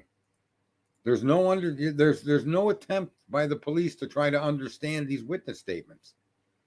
Why are the police asking a young woman about eyebrows when her walls are full of eyebrows and eyelashes and eyes? Why in an interview, when she can't recall anything, are you saying, did you look at his eyes? I don't know the color. Did you look at his eyebrows? I mean, why are you asking these questions of this young woman? And she latches right onto it. And later says she saw a bushy eyebrow. Was she talking about somebody with a unibrow? She looked right at him. And so you mean to tell me there's a human being out there with one bushy eyebrow on one side of his face? Well, no, it's not bushy eyebrows. It's a bushy eyebrow. But it only came out of her mouth when the police asked directly about it. That was not part of her description. He was in a ski-like mask, she said. She said that to Bethany in the text messages, not that bakla or whatever you want to call it. That's not what she described. Unless that's a ski mask, maybe it is. I don't know. I'm not a mask-wearing person. Bert is innocent.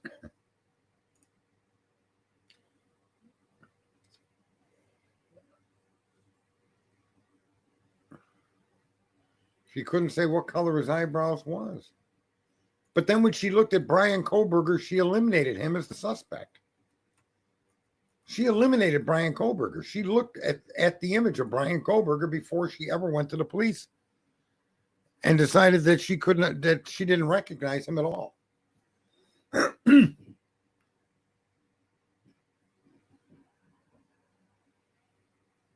I don't know how to say that word. What is it? Whatever it's called now. No, all that other DNA was not run through CODIS and then tested and ran through CODIS and shared with the defense. Unidentified male.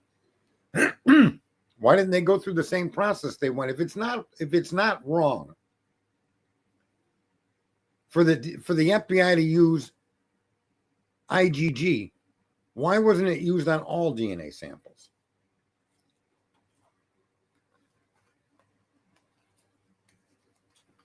No, there was no report of blood outside of a window. None. August, none. Maybe YouTubers are trying to make that connection because they were looking at the window for fingerprints, but there's no report official that states that there was blood on a windowsill or any window.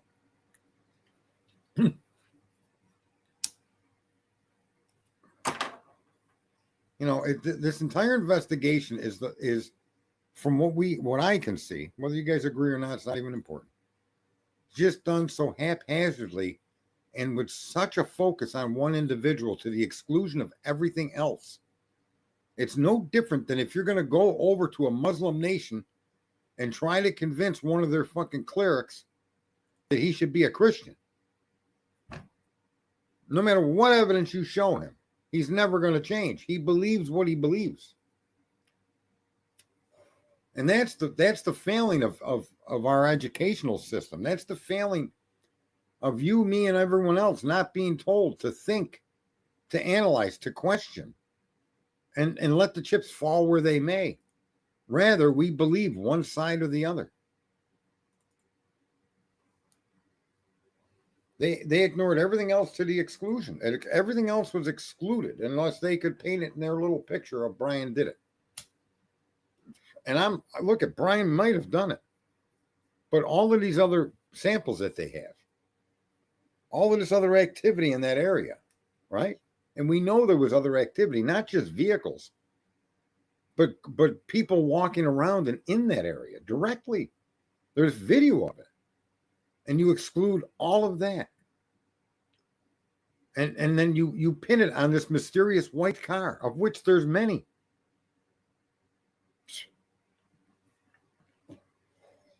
And now Steve suggested that there's a picture of Brian Kohlberger. Yeah, good luck with that, Steve. Good luck with that, because everything was done through the sliding glass door. So I don't know what vehicle, Tesla or otherwise, could have gotten a picture of Brian. Whatever. But I think Steve mentioned they got a picture of him going into that house, or maybe I'm wrong.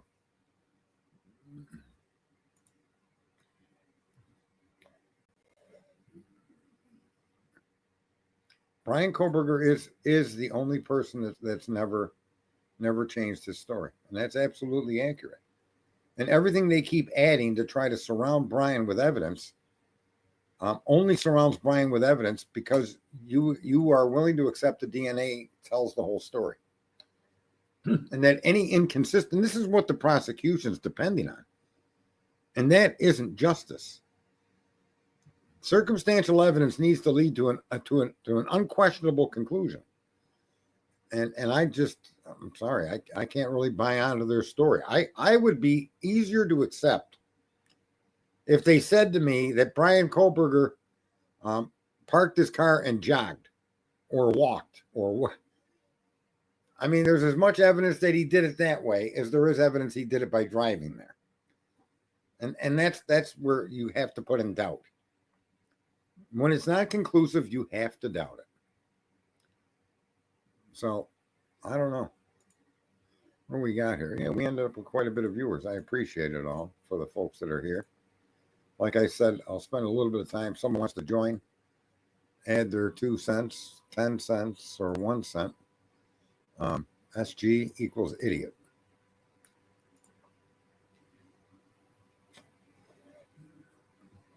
I like I said, I don't have any emotional connection other than the process of trying to think through reasonably what this evidence says.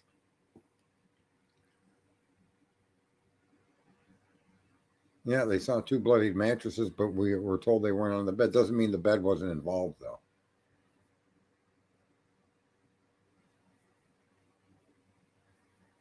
Or that he didn't have an astrology map on his phone. I don't know how Steve knows what he says he knows, but Steve also knows.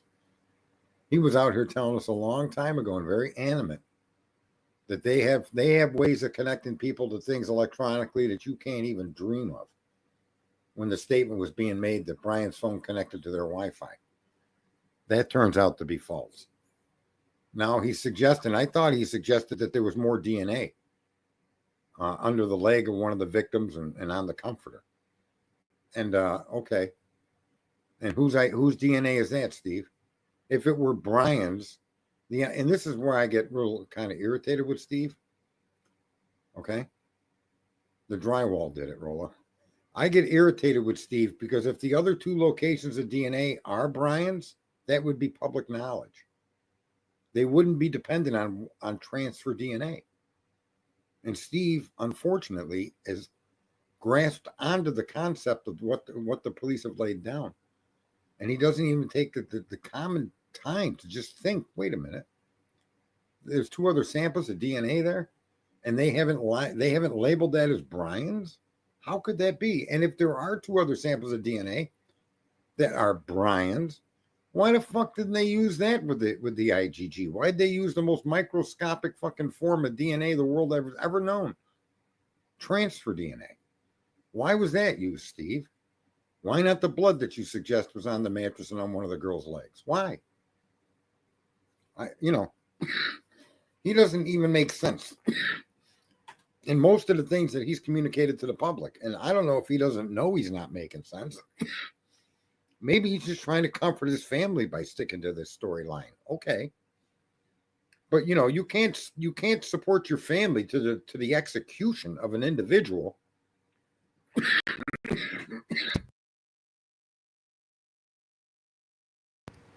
That's why I draw the line with Steve G.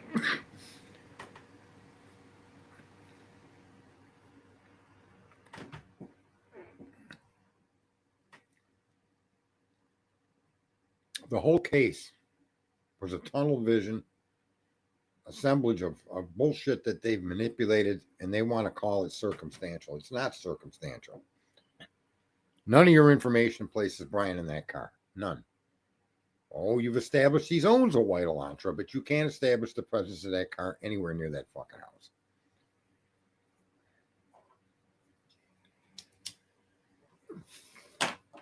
And the simple fact that Steve is now at 2 different locations. Let's start to count.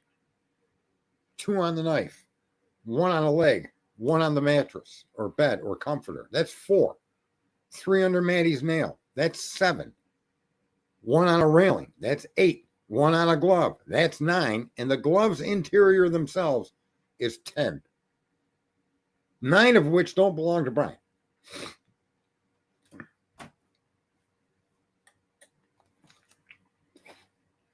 That has to disturb people, I would suppose.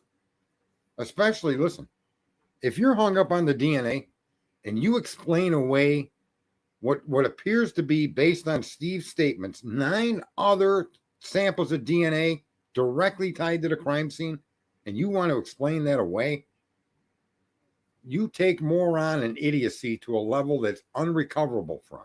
You're not just ignorant, you're stupid. And stupid can't be fixed. Can't be.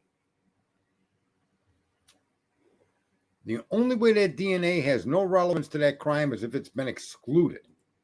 End of fucking story.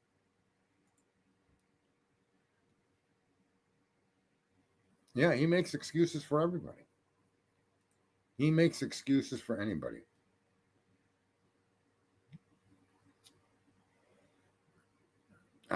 I think Brian Koberger would have cooperated eagerly early on.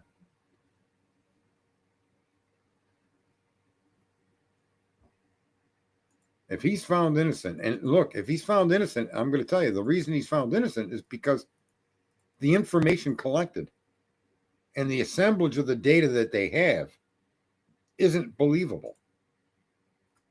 Doesn't mean he didn't do it. I want to give Steve that much sympathy, right? I am not arguing this kid's innocent, nor am I arguing he's guilty. I'm looking at the information that the police themselves have had in their possession for 2.5 years, and they kept hidden, and painted this picture. How about when they came out and said the PCA is all the information you need to know? We're going to release the PCA and everything you need to know. Make sure the media, you guys all read it. All the information you need to know is in the PCA, only to come forward later and say the PCA is not relevant. Huh. Yeah, I'm sorry. I'm sorry. I just find that to be unpalpable. No, nobody wants to discuss the other DNA.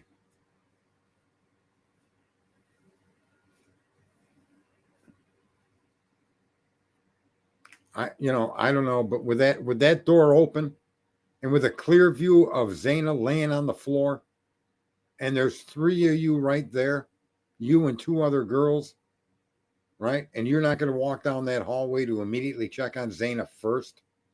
There's something wrong with that scenario. You can't make that square into a circle.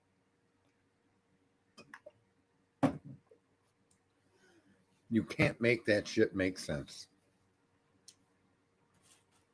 And as a parent of a deceased victim, if I were one of those parents, I would want to know. There's so much more that's not being said. And it seems that every time that they did say, because they were forced to, because the process eventually forces the prosecution to reveal its case. And the information they're getting, they're drawing from that conclusions that are only confined to Brian Koberger's involvement.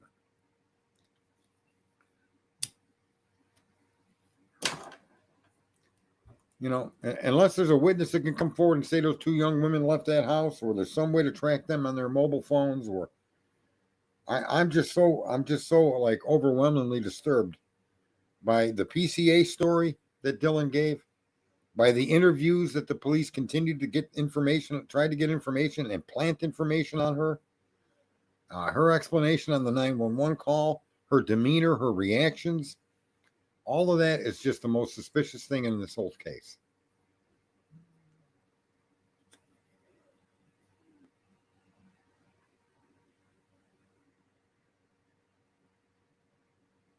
I don't know about any of that. They arrived where the car was parked. Exact time M&K's call started. And the last call at 2:53. Exact time body cams activated and shut off. Yeah, that's all crazy stuff. I don't know that it means anything. That's I don't know where you got that from, but it's everything they did though in the case.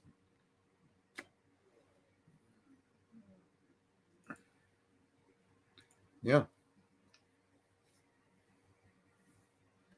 Yeah, and then you got to take Brian Koberger as an individual, and you have to show that this person was capable of it.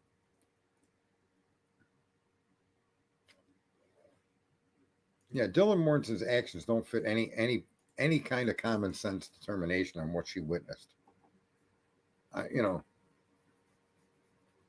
What time did they call Hunter to the house? Does anybody know? What time did they text or contact people to come to that house? Does anybody know what time that was? Because that matters. What time did people start congregating at that house, in the parking lot, or out in front of the house, or wherever? Where do we know that took place? What does anybody know? What time she contacted Hunter, or she contacted the neighbor that brought Hunter over? Is there a recorded phone call? Is there a text messages? Is there anything that gives us that specific time? Because that's important. I mean, how long were they all congregated outside before anybody went in the house to check? That's really what I'm getting at. When did the first person, why didn't Hunter just go up the stairs to check on Maddie and Kaylee? Only check on Ethan and Zana. Again, I agree. Maybe they did. Maybe they did. And it would make sense that they should have. They should have. If not, and they ran out of that house in fear, then maybe, but that's not how the crime. See, that's the other thing. There was no urgency. There was no, in other words, I'm telling you, the more you think about this, the more it makes so nonsense, so much nonsensical bullshit. The nonsensical bullshit is, once you witness what you witnessed inside of that room, why isn't people screaming, people need to go check on Bethany. People need to go check on Maddie. Not Bethany. I'm sorry.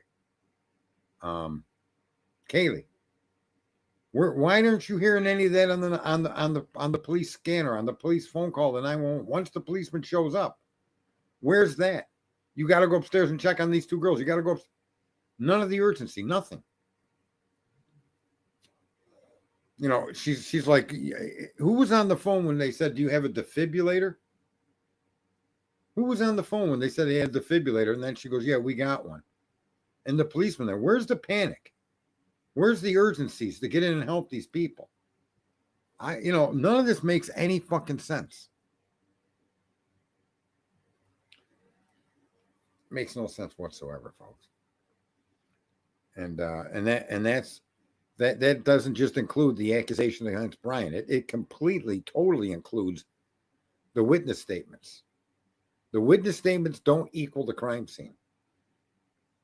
They just don't.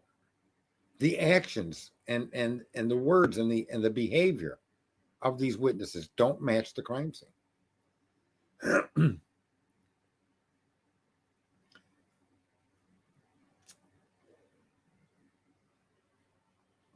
I don't think there's going to be that much more added at the trial. I mean, everybody, here's the other thing too. All of these people that insist Kohberger's guilty. You first started out with that car is going to be a petri dish of evidence. That's where the guilters started, right? Then that turned out not to be true. So then they just ignored it. They put it in he must have cleaned the car. And they explain it away. In other words, if your argument has to support through just ignoring shit, like I'm not explaining away anything. I'm taking what these people actually have shared with us and asking for it to be explained. Make it make sense. Make it make sense, and you can't. But the idea that you're going to stick on these things that are going to prove Brian did it, and they got evidence that you haven't seen yet, and then for the last many months, all the evidence that we've been shown that they hid from us suggests a different picture altogether. Suggests even the survivors, if you want to call them that, aren't being totally honest with us. Their behavior speaks to that. Their words speak to that. The fact that I think the biggest thing of all that's exculpatory is the only eyewitness you have looked at Brian Kohberger's mugshot independently of any observation from any law enforcement and did not recognize this person as being the person she saw. And then when shown again at the police station, she maintained that. So she had two opportunities, one individual all by herself and one amongst the presence of police. And she stuck with, I don't recognize him. So, I mean, that tells you right then and there that whoever she saw in that house, whatever she interpreted as bushy eyebrows, cannot And I'll repeat that, cannot be Brian Kohlberger.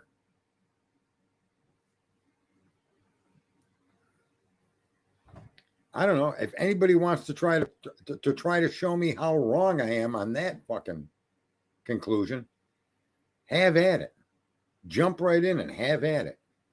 But when your prime suspect makes a description, whether you led them into the description or not, right? Whether that was the cop led her into that or not, and yet that description is not a description that you can say fits Brian Kohlberger, and you're the only eyewitness on the scene, then you have to exclude Brian Kohlberger. And you have to ignore his DNA, and then you have to continue to investigate that crime scene and any leads that came in to the conclusion. It doesn't matter what she's using as being. She wasn't drunk when she observed his picture independently, nor was she drunk, apparently, based on at least the limited info we have, when she was interviewed by the police and shown the picture. Her elimination of Brian Kohlberger, okay, means that the bushy eyebrows that she's referring to are not part of his face. Regardless of your personal opinion of Brian Kohlberger's appearance, her recollection of what she saw clearly does not match Brian Kohlberger.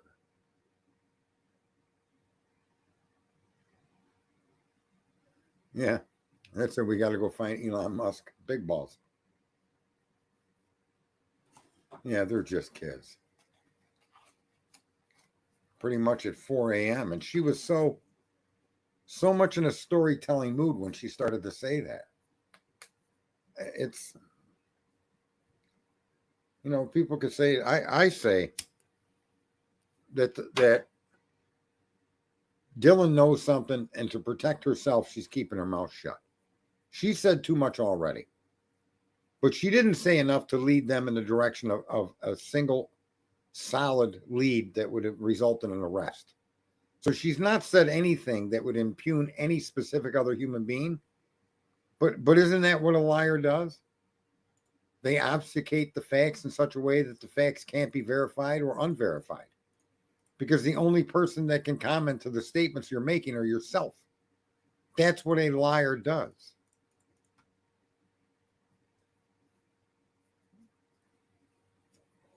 She clearly said something to Hunter that prompted Hunter to go get a knife.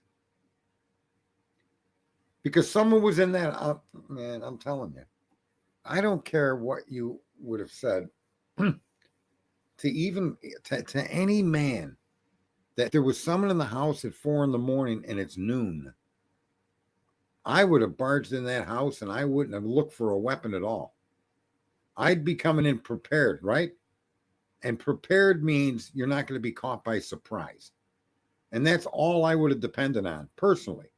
If I was the person called to go into that home, my first action would not have been to go to the kitchen for a knife. Nobody can make that fucking make sense. Right. Why a knife at noon? Makes no sense, man. It's 8 hours later. What do you think? This perpetrator's just sitting there? What's he doing? Drawing bloody fucking pictures on the wall with his fingers? If so, he's in no position to harm you. I mean, who could still be in the house 8 hours later? What the fuck did she say to him that made him feel as if he needed to protect himself? I think that 911 call was something that they had come to realize they had no choice, because what are they going to do? To me, they finally came to the realization they had no option but to call the police. That's what I see that 911 call as. Come on. And I'm sure some of their friends told them that. What are you going to do? Just live here with 4 dead bodies and act like nothing happened?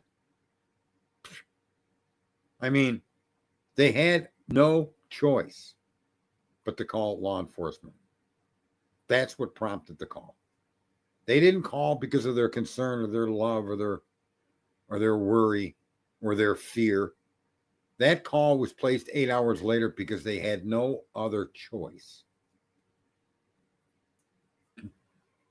That's how I view the 911 call.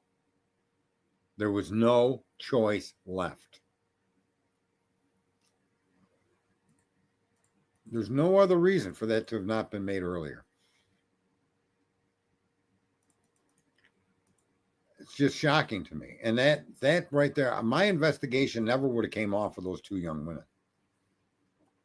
I would never have gotten off those two young women if those two young women said enough things to give me an idea where to really go look. They had no choice, right? Do you guys see that? No choice. That's why that phone was picked up and the call was made.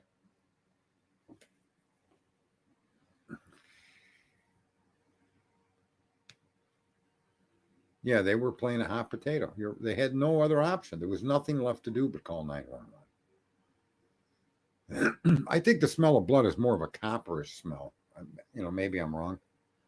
Not everybody's going to recognize the smell of blood, folks. Now, you do recognize if something like, death that's been dead for a long time, for a big period of time, will smell like death. You'll say it smells like something died. We've all come across something like rotten meat or something, or you're out in the woods and there's a dead animal and you smell it. You're like, something died. So it's nothing that you need to intuitively know. In other words, you're not given this to smell as a kid and you grow up knowing what death smells like. But many of us have come across situations where we're like, that smells like death. I've had that happen in a home. I thought a raccoon died underneath the apartment I was in. Come to find out, it was the chuck roast that my girlfriend set on top of the refrigerator freezer to get the ice cream that was behind it, and forgot to put the chuck roast back in the freezer. And it sat up there for days. And then one day we came home and the stink was unbearable. Unbearable. Called the landlord. And we looked for hours trying to get under the house, into the crawl space, into the attic, around where, and we found nothing. And it was when I walked over to fucking wash my hands after coming out of the room where the oil furnace was and trying to get under the floor that I saw streaks running down the refrigerator. And I'm kind of a neat freak, although for many years anyway. And when I saw those streaks, my eyes lifted up and I saw this brownish, blackish, nasty looking piece of meat sitting up on top of the refrigerator. And that's when we discovered what the hell was causing that stink. But it was definitely, obviously, although the cow is dead, the meat doesn't stink until it starts to decay. Yeah, there may have been a bad smell, but I don't even want to get involved with that. The thing I want to understand is how Bethany's story and how the inconsistencies and the malarkey within it was not part of their investigation. How is it that their interviews with her were solely as a witness and not as a suspect with more knowledge of the crime?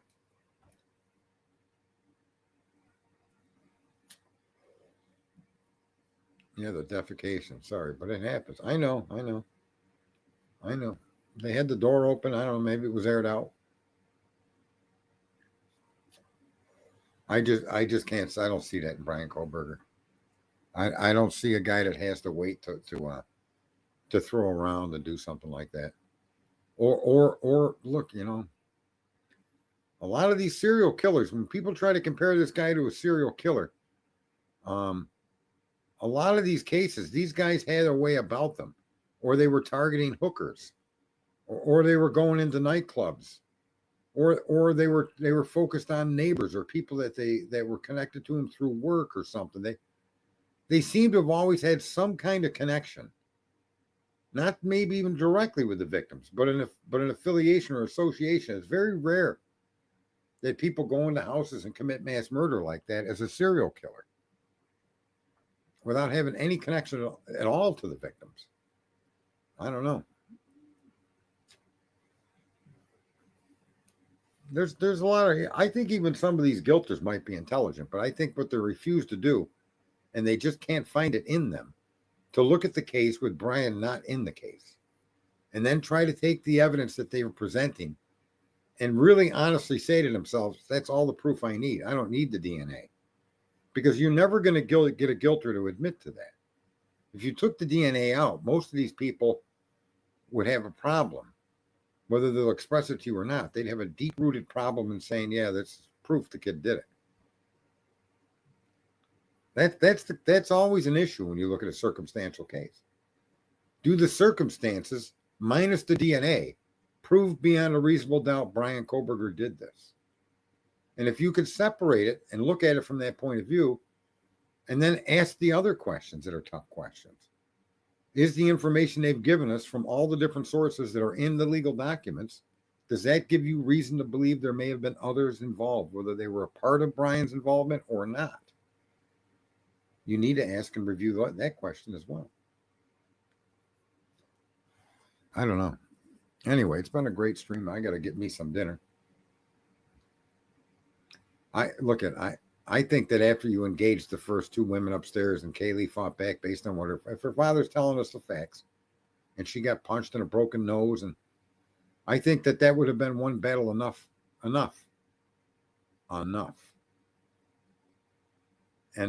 I'm going to say this, and I'm going to end the stream with this.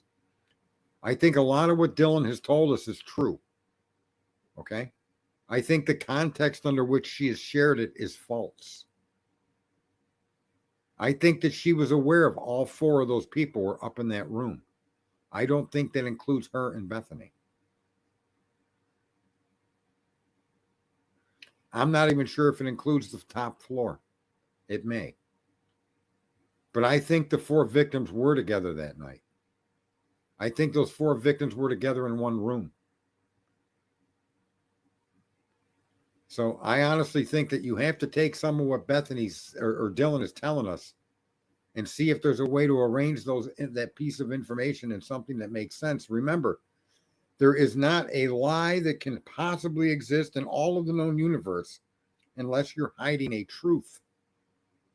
There is a truth that you're hiding with your lie. There's no other way for the lie to exist. And I think a lot of her information is mixing truth with falsehood. Personally, that's my view of a lot of what Dylan had said and a lot of what all of the data is showing when you try to parse through these different contradictory pieces of information that contradict their own behavior. That's the catch-22 that you have to see. It contradicts their own actions, their own behavior. No, I'm going to smoke right to the end, Barbara.